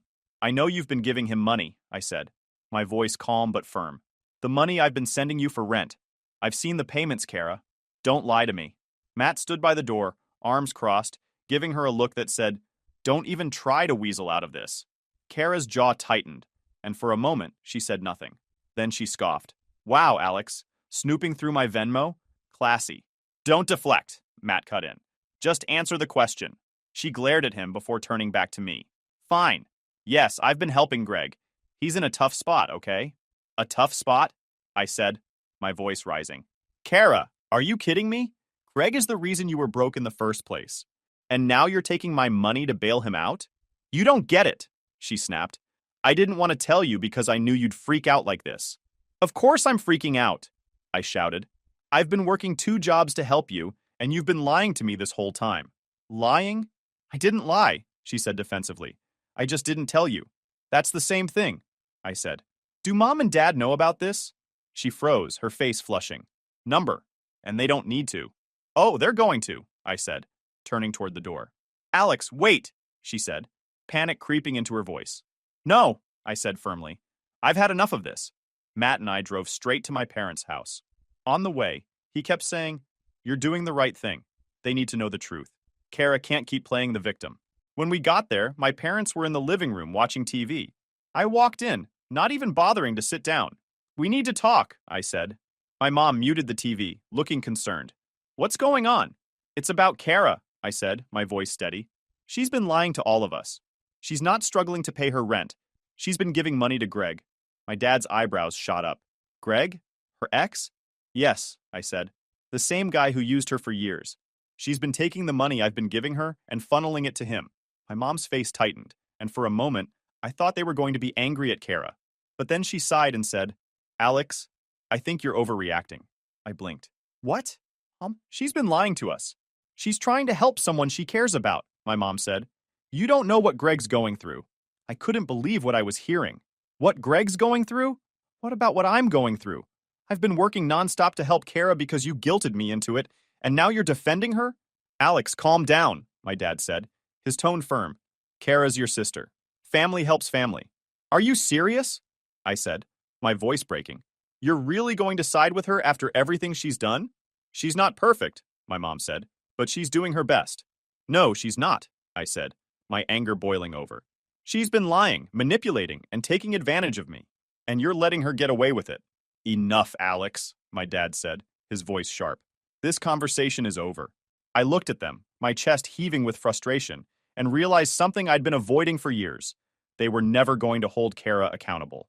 "Fine," I said, grabbing my keys. "If you won't do anything about it, I will." I stormed out, Matt close behind me. When we got to the car, he turned to me and said, "Well, that went about as expected." "Yeah," I said bitterly. "They'll never change." After a few days, the pounding on the door pulled me away from the sink where I was rinsing out a coffee mug. It was late. My parents were sleeping, and I wasn't expecting anyone, so the sound alone was enough to put me on edge. When I opened the door, Greg stood there, looking like hell. Unkempt, swaying slightly, and reeking of sweat. "What the hell do you want?" I asked, gripping the edge of the door. Greg pushed past me without answering, brushing crumbs off the arm of the couch before dropping onto it like he owned the place. He tilted his head back and let out a loud, exaggerated sigh, as if he'd just come from some great battle. "Kara's not answering her damn phone," he said finally, glaring up at the ceiling. Yeah, she doesn't live here, I snapped, closing the door harder than necessary. Why are you here? Greg ignored my question. She thinks she can just cut me off like that. Keep my kid away from me. Nah, not happening. I froze mid-step, my pulse quickening. What are you talking about? He tilted his head toward me, a crooked grin spreading across his face. Come on, Alex. Don't play dumb. You know. I didn't respond. Greg sat up straighter, his grin widening, when he realized I genuinely had no idea what he was talking about. She didn't tell you, huh? He said, almost gleeful. Of course she didn't. Wouldn't want to ruin her perfect little story. Tell me what? I demanded, my voice sharp. Greg leaned forward, resting his elbows on his knees. Your dear sister, he said, dragging out the words, has a kid. My kid. 2 years old. For a moment, I just stood there, staring at him. He leaned back against the couch, watching me like he was waiting for the explosion. You're lying, I said finally, though my voice lacked conviction. Greg barked out a laugh. Yeah, that's what she'd love you to think. But no, man. It's the truth. She's been paying me to keep it quiet.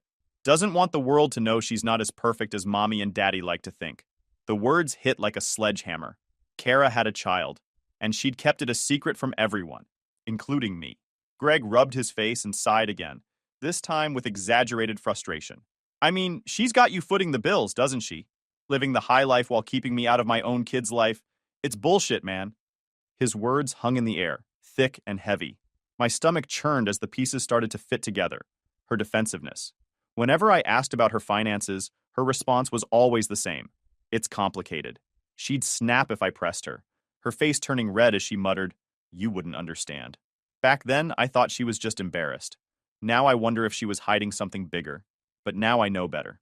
The money going to Greg, the Instagram posts of brunches and shopping trips. She's sending you my money, I said, more a statement than a question. Greg shrugged, smirking. Guess you're not as clueless as I thought. The rage bubbled up before I could stop it. I stepped closer, my fists clenched. Get out, I growled. Greg stood slowly, holding up his hands in mock surrender. Fine, fine. I'm leaving. But you tell Kara she doesn't get to rewrite history. This isn't over. I opened the door and stood there, glaring at him until he stumbled out into the night. The silence in the house felt suffocating after he left. I sat on the edge of the couch, my mind racing. Kara had a child. She'd lied to everyone about it, not because she was scared or ashamed, but because it was inconvenient for her. According to her Instagram, she was living her best life, keeping her mess secrets while taking money from me and using it to keep Greg quiet. This wasn't the behavior of someone struggling to get by. Kara wasn't struggling. She was coasting, using everyone around her to maintain her cushy lifestyle. And worst of all, she dragged me to her own shit. The next morning, I couldn't sit still. The anger simmered just below the surface, threatening to boil over at any moment. I called Matt, the only person I knew who wouldn't sugarcoat things. Greg showed up at the house last night, I said as soon as he picked up. Why? Matt asked, his tone already skeptical. He was drunk, ranting about Kara, about their kid. There was a pause. Their what? She has a kid, I said bitterly. 2 years old. She's been paying Greg to keep it a secret. Matt let out a low whistle. Man, that's messed up. And your parents don't know? Of course not, I said. If they did, they'd probably still find a way to defend her. Oh, she's doing her best, I mocked bitterly. Matt didn't laugh. You're right, though. They'll defend her no matter what. But Alex, this isn't something you can let slide. She's been using you. That's not just shitty. It's cruel. I know, I said. And I'm done. Good, Matt said firmly. So what's the plan? I didn't answer right away. My mind was already spinning, calculating my next move. Kara had spent her entire life getting away with everything because people like me let her. That was about to change. She thinks she can keep walking all over me, I said finally. But she's about to learn how wrong she is. And I meant it. This wasn't about making peace or keeping the family together anymore. It was about making sure Kara faced the consequences of the life she'd built on lies and manipulation. For once, she wasn't going to walk away unscathed. I've got something clever in mind, just to make sure they think twice before messing with me again. Wait for my next update if you're interested. Update 3.0. Hey people, it's Alex again, and I'm here to spill the tea. Well, as I was planning my next move, the eviction notice landed like a thunderclap. I hadn't meant to open it. It had been addressed to Kara but delivered to my parents' house. I found it sitting on the counter, the envelope already half torn. Would I miss this opportunity to know more about Kara's mess? Hell nah. I slid the letter out. My eyes scanned the lines. Months of unpaid rent, complaints from the landlord, and the inevitable conclusion. Kara was being kicked out. I placed the letter back on the counter, a mix of anger and grim satisfaction simmering under the surface. This was her mess. She'd made it. But I knew how this would play out. Kara would spin this, and my parents, as always, would rush to cushion her fall. When Kara arrived that evening, her bag slung over her shoulder, she moved through the house with her usual air of indifference. She barely greeted me as she dropped her things on the kitchen counter and helped herself to a cup of coffee. The eviction notice was still where I'd left it, its presence screaming in the silence of the room. I waited. She saw the envelope, paused, and then, without hesitation, ripped it open. Her eyes flicked over the letter, and her face barely changed. She let out a frustrated sigh, tossed the paper onto the counter, and grabbed her cup as if nothing had happened. It was her usual tactic: ignore the storm until someone else cleaned it up. My parents came in shortly after, their voices cheerful until they saw Kara's expression. My mom picked up the letter, her hand trembling slightly as she read it. My dad hovered over her shoulder, his face tightening as he absorbed the words. They didn't say much. My mom placed a hand on Kara's arm, murmuring something comforting, while my dad stared at the letter with a clenched jaw. The energy in the room shifted as they quickly fell into their usual roles. Kara the victim, my parents the saviors. I stood in the corner, watching the whole charade play out, my fists clenching at my sides. Within days, Kara's bags were back in her old room.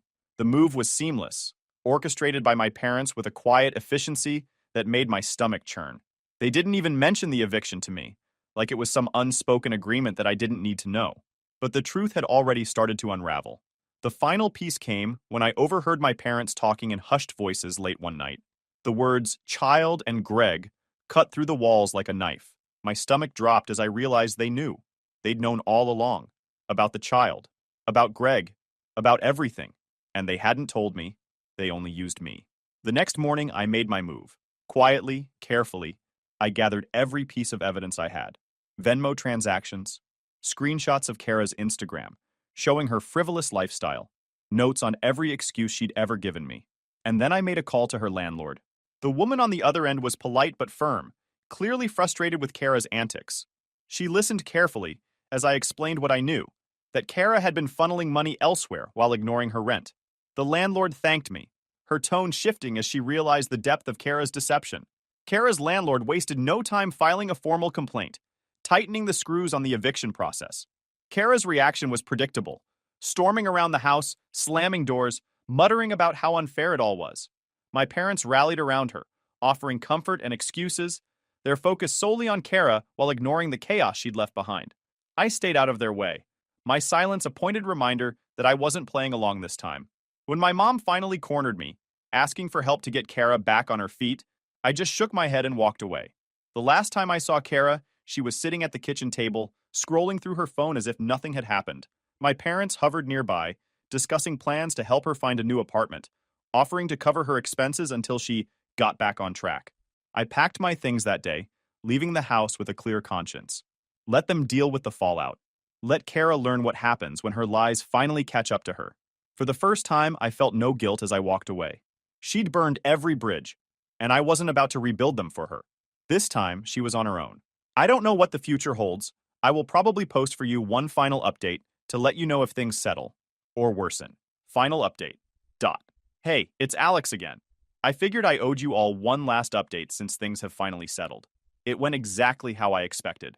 After the eviction notice and everything that followed, Kara moved back in with my parents. They acted like it was some heroic act of selflessness, even though it was the most predictable outcome ever. My mom and dad immediately fell into damage control mode, bending over backward to make sure their golden child was comfortable. They cleaned out her old room, stocked the fridge with all her favorites, and even took time off work to help her adjust. Meanwhile, Kara acted like she was doing them a favor by being there. Not once did she acknowledge the mess she'd made, or the lies that got her there. As for Greg, he kept up his nonsense.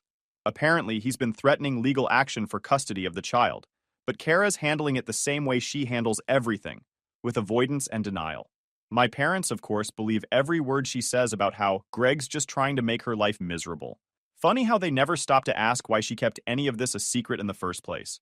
My parents did try to drag me back into it, though.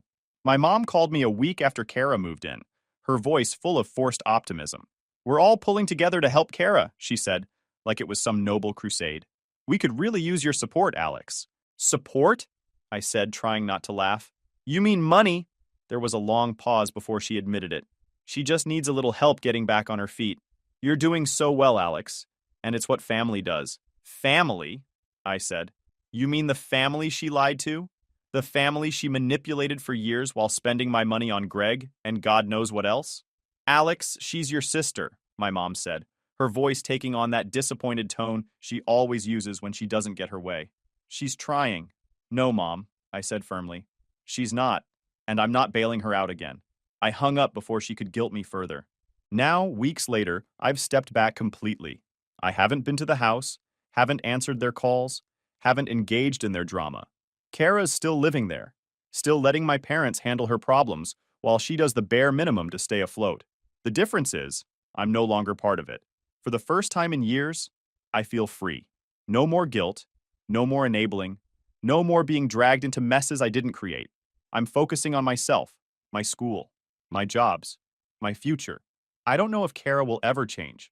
Honestly, I doubt it. My parents will probably keep enabling her until she's 40 and still blaming everyone else for her problems. But that's not my problem anymore. Thanks for sticking with me through this mess. If there's one thing I've learned, it's that sometimes the best thing you can do for yourself is walk away, even if it's from family. Take care, everyone. Alex. Story 6. We don't need grease monkeys like you. Real businessmen make decisions here. My father spat at me at a staff meeting. So I walked away, carrying years of ignored expertise. 5 years later, they came looking for me. Hey everyone. Before we jump into today's video, I need your help. We've noticed the channel is losing some traction, and subscribing is one of the best ways you can support us. It's quick, free, and it helps us keep bringing you awesome content. Your support means the world.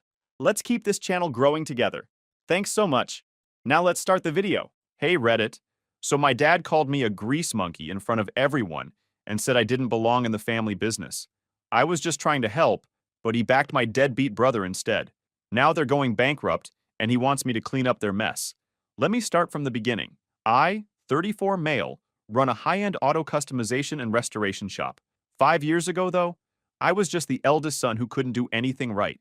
My old man, Rick, 62 male, started Carter Auto when I was just a kid. It was supposed to be a family legacy. At least that's what he'd ramble about at every damn barbecue. I believed him too.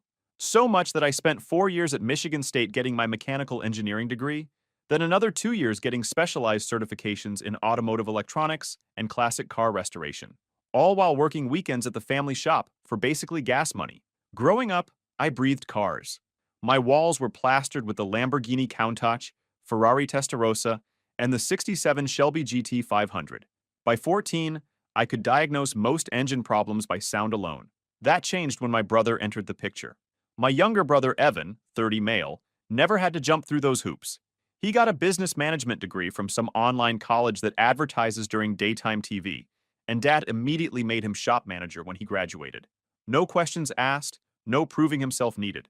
Evan couldn't tell a carburetor from a catalytic converter, but he had people skills and business vision, according to Dad. Translation: he could BS customers and had grand ideas that always required more money than they generated.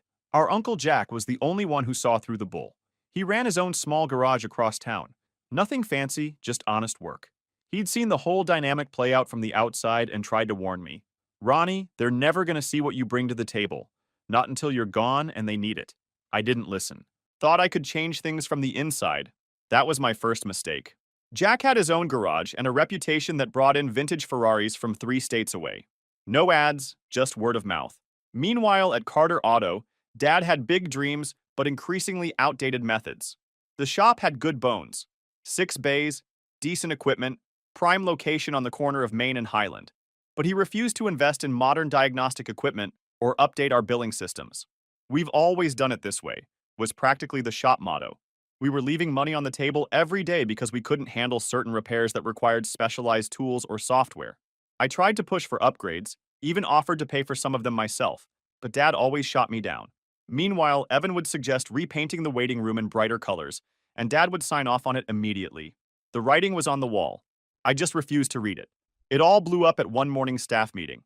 Dad was reviewing the quarterly finances with everyone, including our head mechanic Tony, office manager Sarah, and my Uncle Jack, who occasionally consulted for us on classic restorations. The numbers weren't great. Revenue was down 12% compared to the same quarter last year. Customer retention had slipped to 68%, well below the industry standard of 80%. Cash reserves were dwindling because we'd invested in a bunch of cosmetic upgrades to the customer lounge that Evan had insisted would elevate the brand experience. But instead of addressing these issues, Evan had just pitched his brilliant expansion plan, opening a second location in the ritzy part of town. His entire plan was a joke. The lease costs were astronomical, the projected customer base was overestimated, and the equipment budget was about 40% of what it needed to be. I sat there taking notes. When Evan finished with his PowerPoint, with animations that looked like they were made by a fifth grader, Dad asked if anyone had questions. Yeah, I have a few, I said, flipping through my notepad. The lease you're looking at is $12,500 a month, but you've budgeted $8,000. The equipment list is missing an alignment rack, which is minimum $30,000, and the market research doesn't account for the 3 other high-end shops within a 5-mile radius. The room went quiet. Evan rolled his eyes. Always the pessimist. Dad shot me that look I'd grown familiar with, the one that said, "Why can't you just play along?" But Uncle Jack nodded slightly, giving me the confidence to continue. I'm not being a pessimist, I'm being realistic. This plan would burn through our cash reserves in 6 months, tops. And that's assuming we even get the customers you're projecting, which we won't. Dad slammed his hand on the table. Enough! Your brother put a lot of work into this. Work? I laughed. He copy-pasted this from the franchise proposal template on the SBA website. Look, it still has the sample text in the footer. Evan's face went red. At least I'm trying to grow this business instead of just fixing the same old cars every day. Dad stood up, pointing at me. Your brother's thinking big. That's what this business needs. Visionaries, not mechanics. The world's full of guys who can change oil and rotate tires. That hit hard. 8 years of education, countless certifications, and the custom 1967 Mustang restoration that got us featured in Auto Enthusiast magazine last year, all reduced to changing oil and rotating tires. That Mustang resurrection had been my showcase project. 6 months of nights and weekends, bringing it back from the dead paid off when we unveiled it at the regional car show. That single project brought in 3 high-end clients and about $300,000 in revenue. And now Dad was acting like I was just some grunt turning wrenches. I built our reputation on quality work, I said, keeping my voice level despite the heat rising in my neck. The classic car division you pushed me to start brings in 40% of our revenue now. And we're grateful for that, Dad said in that patronizing tone. But we need leadership now, not just technical skills. Uncle Jack spoke up. Rick, you're making a mistake here. Ronnie knows what he's... Dad cut him off. I didn't ask for your input, Jack. This is a family decision. I am family, Jack shot back. You know what I mean, Dad muttered. Then he looked straight at me with those cold eyes. We need businessmen, not grease monkeys. You don't belong in the decision-making part of this company. The room went dead silent. I stood up slowly, gathering my notes. Where are you going? Dad asked, surprised that I wasn't just taking it like usual. If I'm just a grease monkey, then I quit. Effective immediately. I walked out, ignoring Mom's gasp and Evan's smug little smirk. Uncle Jack followed me to the parking lot. You're doing the right thing, he said quietly. Should have happened years ago. What the hell am I supposed to do now? I asked him, reality settling in. I had about $42,000 saved up, but no real plan. Come work with me, he said. Not forever, just until you figure out your next move. I nodded, too angry to say much else. That night, I packed up my apartment and crashed on Uncle Jack's couch. I was 29 years old, starting over from scratch. Part of me had always known that Carter Auto wasn't my future. I just hadn't had the guts to make the break myself. Dad's dismissal hurt like hell, but it was also liberating. No more meetings where my input was ignored. No more watching Evan get all the credit. No more compromising on quality to meet Dad's outdated standards. Tomorrow I'd start figuring out what Ronnie Carter could do when he wasn't living in Rick Carter's shadow. Working with Uncle Jack gave me space to see the full picture of how messed up things had been for years. The pattern was so obvious in hindsight. The car situation summed it all up. Evan got a brand new Jeep at 16, while I got $2,000 toward a used car I had to make payments on. When he crashed it, Dad covered repairs. When mine needed work, I was told to figure it out because that's how you learn responsibility. The real kicker came during my senior year of college. I'd been accepted into a prestigious automotive engineering internship with a major manufacturer. It was a huge opportunity, paid, prestigious, and could have led to connections that would have changed my career trajectory. But Dad called me, saying they needed me at the shop because they were short-staffed. So I turned it down to help the family. Found out later they weren't short-staffed at all. Dad just didn't want to pay to hire another mechanic for the summer. The favoritism was never subtle, but I always made excuses for it. Evan needs more support. Dad just connects with him better. At least I'm learning the technical side of the business. All bull, I told myself. The final straw came when I overheard Dad talking to Mom one night, about 6 months before I quit. They didn't know I was in the hallway. When I retire, Evan will take over as CEO. Ronnie can keep running the service department if he wants, but all major decisions will go through Evan, Dad said matter-of-factly. Mom's response was weak as always. Don't you think that might upset Ronnie? He is the older one, and he's put in so much time. Ronnie's a great mechanic, but he doesn't have what it takes to lead. Besides, I already promised Evan. It's decided. 20 years of busting my ass, getting degrees, building our reputation, bringing in high-end clients. And I was going to be reporting to my younger brother who couldn't even balance the shop's checkbook without help. That was when I should have left. But I held on another 6 months, hoping something would change. It didn't. Working at Uncle Jack's shop was great. His place was smaller than Carter Auto, just 3 bays and a tiny office. But it ran like clockwork. Honest work and fair pay. Jack had 2 solid techs who took me in without question. For the first month, I just focused on the work, diagnosing problems, turning wrenches, dealing with customers face to face. If I said a car needed a new timing belt, no one questioned my assessment or tried to upsell the customer on services they didn't need. It was refreshing, but I knew it wasn't a long-term solution. Jack's shop was successful, but small by design. He'd never wanted to expand or take on more than he could personally oversee. I respected that, but I had bigger ambitions. At night, after the shop closed, I'd stay late sketching out ideas for my own place. What would it look like? What kind of services would we offer? How would we differentiate from the dozens of other repair shops in the area? I kept coming back to restoration and customization. That had always been my passion, and there was a growing market for it that wasn't being well served locally. Plenty of shops could handle basic repairs, but few had the expertise or patience for complete classic car restorations or high-end customization work. The question was how to break in without significant capital or an established reputation of my own. I needed a showcase piece, something that would demonstrate my skills and vision in a way that would attract the right kind of clients. Uncle Jack's garage was small but honest. Just him, 2 other mechanics, and a part-time receptionist. The pay was crap compared to what I could make elsewhere, but it gave me time to plan my next move while keeping my hands busy. 3 months in, I got an unexpected opportunity. A client brought in a 1970 Dodge Charger that had been sitting in his barn for 30 years. It was in rough shape, but the bones were good. The guy had gotten a quote from another restoration shop for $65,000 and nearly had a heart attack. This Charger wasn't just any old muscle car. It was a genuine RT with the 426 Hemi engine option, one of fewer than 200 ever made. In proper restored condition, it could be worth north of $200,000. The owner, Bob Henderson, had inherited it from his uncle and had fond memories of riding in it as a kid, but he didn't have the knowledge or funds for a proper restoration. I can do it for $48,000, I told him after a thorough inspection, but I need half up front for parts and materials. He looked at me suspiciously. That's a lot less than the other quote. What corners are you cutting? None, I said honestly. I don't have the overhead they do, and I'll be doing most of the work myself instead of farming it out. He studied me for a minute, then nodded. Jack vouches for you, and that means something. But I want weekly progress updates and photos. The next day, $24,000 hit my account. I took $16,000 of it and rented a small warehouse space on the edge of town, bought some essential equipment, and got to work. I hired a semi-retired painter named Marcus, who had 40 years of experience, but wanted flexible hours. Uncle Jack let me use his shop's lifts on Sundays when they were closed.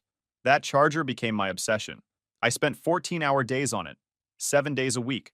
The engine rebuild alone took 6 weeks, finding original spec parts, machining components that weren't available anymore, meticulously documenting everything so it could be certified as a correct restoration. The body required original donor parts I sourced from junkyards across 3 states instead of cheap reproductions. Marcus worked magic recreating the original plum-crazy purple paint job that made these Chargers iconic. 6 months later, that Charger was a masterpiece. When we fired it up for the first time, the sound of that Hemi engine echoing through the warehouse was like music. Bob was so impressed, he brought over 3 of his car collector buddies to see it. Within a month, I had 4 new restoration projects lined up, all high dollar, all with 50% deposits. I officially launched Precision Performance with that first charger as my portfolio piece. I kept overhead low, working 80-hour weeks, sometimes sleeping at the shop. The strategy was risky. Restoration projects tied up cash flow for months, but the higher margins and chance to build a reputation for excellence were worth it. A year in, I had hired 3 full-time specialists: Marcus for paint, a guy named Diego who was a wizard with wiring and electronics, and an upholstery expert named Tom who could recreate any interior from scratch. Uncle Jack consulted on the complex engine builds, bringing 35 years of experience to the table. We were still operating out of that warehouse, which I'd gradually improved with better lighting, a small customer lounge, and a dedicated clean room for engine assembly. It wasn't fancy, but it was functional, and our clients seemed to appreciate the no-frills approach. They cared more about the quality of our work than whether we had Italian espresso in the waiting area. That's when I met Ryan Matthews, a 40-year-old tech entrepreneur with too much money and a passion for resto mods, classic cars with modern performance upgrades. He brought me a rusted-out 1965 Mustang shell and said, "Make it look classic, but perform like a supercar." The budget? $175,000. This was a different kind of challenge. The Mustang would need a completely custom chassis, modern suspension, upgraded brakes, and a contemporary drivetrain that could deliver supercar performance while looking like it belonged in a 60s pony car. I spent weeks just on the design, creating detailed 3D models and performance simulations before cutting a single piece of metal. Ryan was involved throughout, refining the vision as we went. The build took 9 months from start to finish. We replaced the original 289 V8 with a modern Coyote 5.0. Zero-crate engine pushing 460 horsepower, added a 6-speed manual transmission, completely redesigned the suspension geometry, and installed Brembo brakes all around. The body remained largely stock in appearance, with subtle modifications to accommodate wider tires and improved cooling. The final product got featured in 3 automotive magazines and won Best Resto Mod at a major car show. Ryan was so impressed he became an unofficial brand ambassador, bringing in his wealthy friends and eventually becoming a silent investor when I was ready to expand. By the end of year 2, Precision Performance had a 10-month waiting list, and I had to move to a proper 15,000 square foot facility. I poached Tony, the head mechanic from my dad's shop, offering him $20,000 more per year plus profit sharing. Dad never found out it was me who hired him away. Tony brought with him a wealth of knowledge about Carter Auto's operations, their pricing structure, their vendor relationships, their customer pain points. I didn't use this info to directly compete with Dad's shop, but it helped me avoid making some of the same mistakes. I stayed focused on what I knew best, taking historic cars and making them exceptional, either through pure restoration or tasteful modernization. And I never ever launched a service I couldn't deliver perfectly. The turning point came when I met Sophia Reeves, a marketing consultant who specialized in luxury brands. She came to the shop with her brother, who was picking up his restored BMW 2002, and immediately started asking me questions about my business model. Sophia wasn't what I expected in a marketing person. She'd previously worked with high-end watchmakers, boutique hotels, and custom furniture designers, businesses that, like mine, were built on craftsmanship and attention to detail rather than volume. "You have something special here," she told me bluntly, "but nobody knows about it except a handful of wealthy car guys. You're leaving money on the table." I was skeptical. "I don't want to be just another shop. Quality over quantity." She shook her head. "I'm not talking about quantity. I'm talking about perception and positioning. You're doing the work of a premium brand, but charging upper middle rates and marketing yourself like a local business." After some convincing, I hired her as a consultant. She transformed our image with a new logo, high-end website, and strategic media presence. Our waiting list grew to 14 months, and I raised rates by 30%. That's when Sophia introduced me to Daniel Kang, a former operations executive for a luxury car maker. "Your quality is impeccable, but your processes are killing your margins," he said after one tour. I brought him on as COO with equity instead of a huge salary. The best decision I ever made. He streamlined everything, cutting turnaround time by 25% without sacrificing craftsmanship. One of his first moves was to implement a proper inventory management system. We'd been ordering parts as needed, often paying premium prices for rushed shipping. Daniel set up forecasting models based on our project pipeline, allowing us to order in bulk and negotiate better terms with suppliers. He also reorganized our workflow, applying principles from high-end manufacturing to our restoration process. Instead of having each specialist work in isolation, he created teams that moved through projects together, reducing handoff delays and improving communication. The results were immediate: faster completions, fewer errors, and happier clients.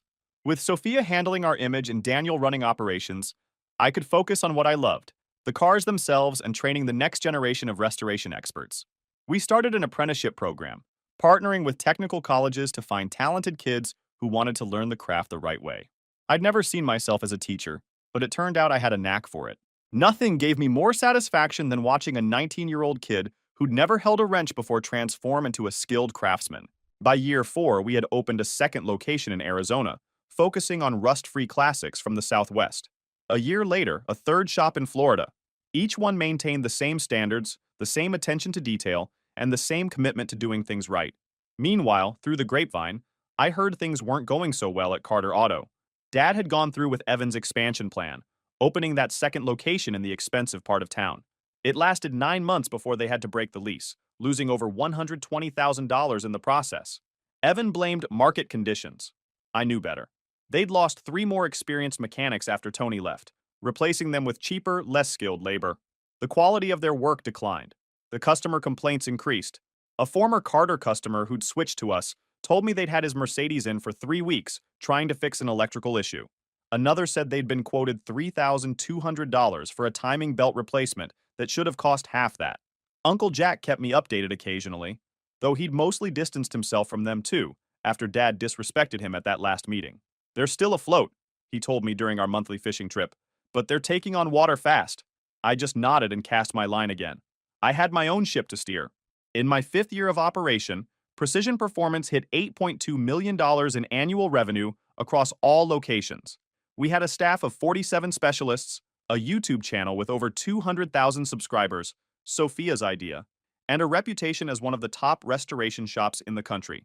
The real validation came when Classic Car Collector named us Restoration Shop of the Year, after our historically accurate restoration of a rare 1956 Mercedes 300 SL Gullwing. The article called our work museum quality, and me a mechanical artist rather than just a mechanic. That challenging 18-month project resulted in a car that Mercedes-Benz themselves acknowledged as one of the finest examples in existence. I framed that article, not out of ego, but as a reminder of what happens when you stay true to your standards. Ryan, my tech entrepreneur, client-turned-investor, introduced me to the concept of diversification. You've built an incredible business, but it's still dependent on your direct involvement. You need to think about what's next. He was right. As rewarding as the restoration work was, it had limitations. Projects took months to complete, required massive upfront investment, and could only be scaled so far without compromising quality. If I wanted to build something truly sustainable, I needed additional revenue streams. We diversified by launching a reproduction parts business for rare classics. Unlike the cheap approximations flooding the market, ours were indistinguishable from originals in materials and finish. What started as a side hustle quickly grew into a 7-figure business with orders from shops worldwide. Daniel also suggested creating digital records of our restorations, which became a subscription service for DIY restorers and small shops. This searchable database of repairs and techniques became indispensable for shops taking on complex projects they wouldn't have attempted otherwise. Throughout all this growth and diversification, I maintained one core principle: never sacrifice quality.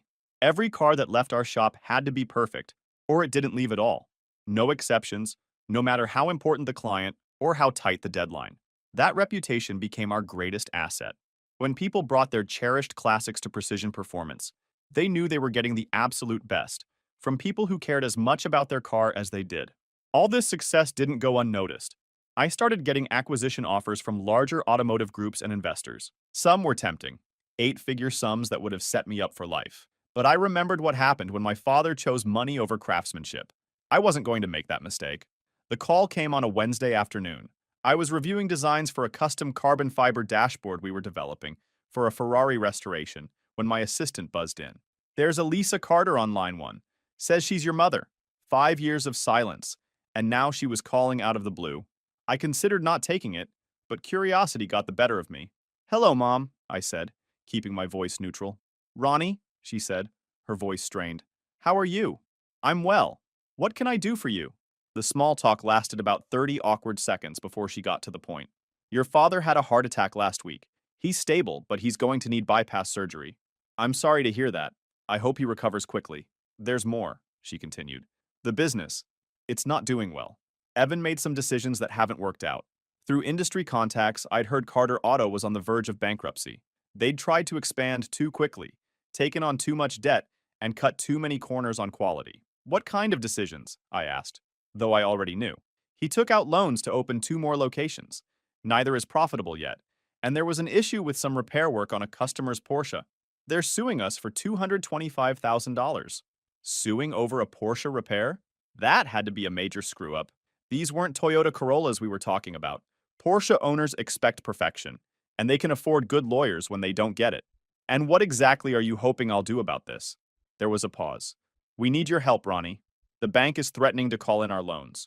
We could lose everything, including the house, I asked, knowing how much that would hurt my father's pride. Yes, she whispered. Everything. I told her I'd think about it and hung up. 20 minutes later, Evan called. Unlike Mom, he didn't bother with pleasantries. Look, I know we're not on the best terms, but this is about family, he started. Is it? I replied coldly. Because I remember being told I wasn't really part of the decision-making family 5 years ago. He had the audacity to sigh, like I was being difficult. Dad was wrong to say that. We all know it. But right now, we need your help. You've built this amazing business, and we're really struggling. What exactly do you want from me, Evan? We need a loan, just to get us through the next few months until we can sell the newer locations. How much? $300,000. I actually laughed. You want me to loan you $300,000? After everything that happened? It would be a legitimate business loan, he insisted, with interest and everything. And we'd put up the original shop location as collateral. The shop that's about to be foreclosed on by the bank? That collateral? He didn't have an answer for that. I'll come by tomorrow, I said finally. And before I made any offer, I had my lawyer look into that Porsche lawsuit. It was real and ugly.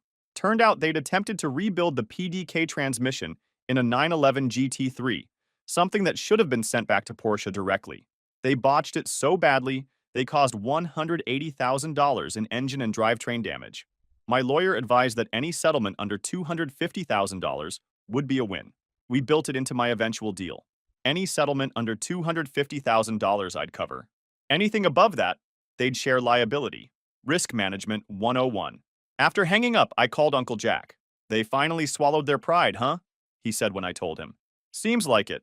How bad is it really over there? Jack sighed. Worse than they're letting on. Evan's been cooking the books to hide the losses from your dad. They've got tax liens, unhappy customers, and 3 mechanics threatening to sue for unpaid wages. Jesus, what are you going to do? I thought about it for a long moment. I'm going to help them, I said finally, but on my terms. Uncle Jack wasn't surprised. He knew me well enough to know I wouldn't let the business my grandfather started go under completely, even if my father and brother had run it into the ground. That night, I stayed up late running numbers. By dawn, I had a plan. The next day, I walked into Carter Auto for the first time in 5 years. The place looked smaller somehow, and considerably shabbier. What shocked me most was the condition of the shop floor itself. Tools were scattered everywhere, not put away properly. Oil stains covered the concrete. 2 of the lifts had out-of-order signs taped to them. The pride my father once took in maintaining a clean, professional workspace was nowhere to be seen. Dad was there, looking older and frailer than I remembered. His face was gray, and he moved slowly, clearly still recovering from his heart attack. But his eyes still had that stubborn pride when he saw me. Evan appeared from the back office, wearing an ill-fitting suit like he was playing dress-up as a businessman. Ronnie, thanks for coming. Let's talk in the office. For 2 hours, I went through their books, asking pointed questions that made Evan squirm. The situation was exactly as bad as Uncle Jack had described, maybe worse. They were about $420,000 in debt, not the $300,000 Evan had claimed. They hadn't paid their parts suppliers in 90 days. The bank was threatening to seize their equipment. Their customer retention rate had fallen to 42%, meaning less than half their customers ever came back after a first visit. Their online reviews were abysmal, 2.1 stars on Google, with comments like overpriced and underdelivered, and took my car in for an oil change, left with more problems than I came with. So that's it, Evan said when I closed the ledger. Can you help us? Yes, I said finally. I can help you, but not with a loan. Evan's eyebrows shot up. What then? I'll buy the business. The words hung in the air like smoke. Buy it? Dad finally spoke up, like the words personally offended him. This is a family business. It's a failing business, I said flatly. One that'll be gone in 60 days if someone doesn't stop the bleeding. I'm offering a lifeline. You can take it or let the bank liquidate everything. He scoffed. You think you're the savior now? That just because you built your little hobby shop? That hobby shop made $8 million last year, I cut in. And it's about to make a hell of a lot more. Dad stood up, trying to look authoritative even though he barely filled out his old shop jacket anymore. This place has my name on it. I looked him in the eye. It won't for long. He opened his mouth to say something else, but nothing came out. Evan broke the silence. Dad, he's right. We don't have a choice. That's when I laid out the deal. I'll assume the $420,000 in debt, plus $100,000 in cash. You both stay on salary for 1 year as consultants while we transition. After that, you're out. That's insulting, Dad snapped. No, I said. What you did to this business is insulting. I'm just cleaning it up. Can we have some time to think about it? You have 48 hours, I said, standing up. After that, I'll be too busy cleaning up a mess of my own making rather than someone else's.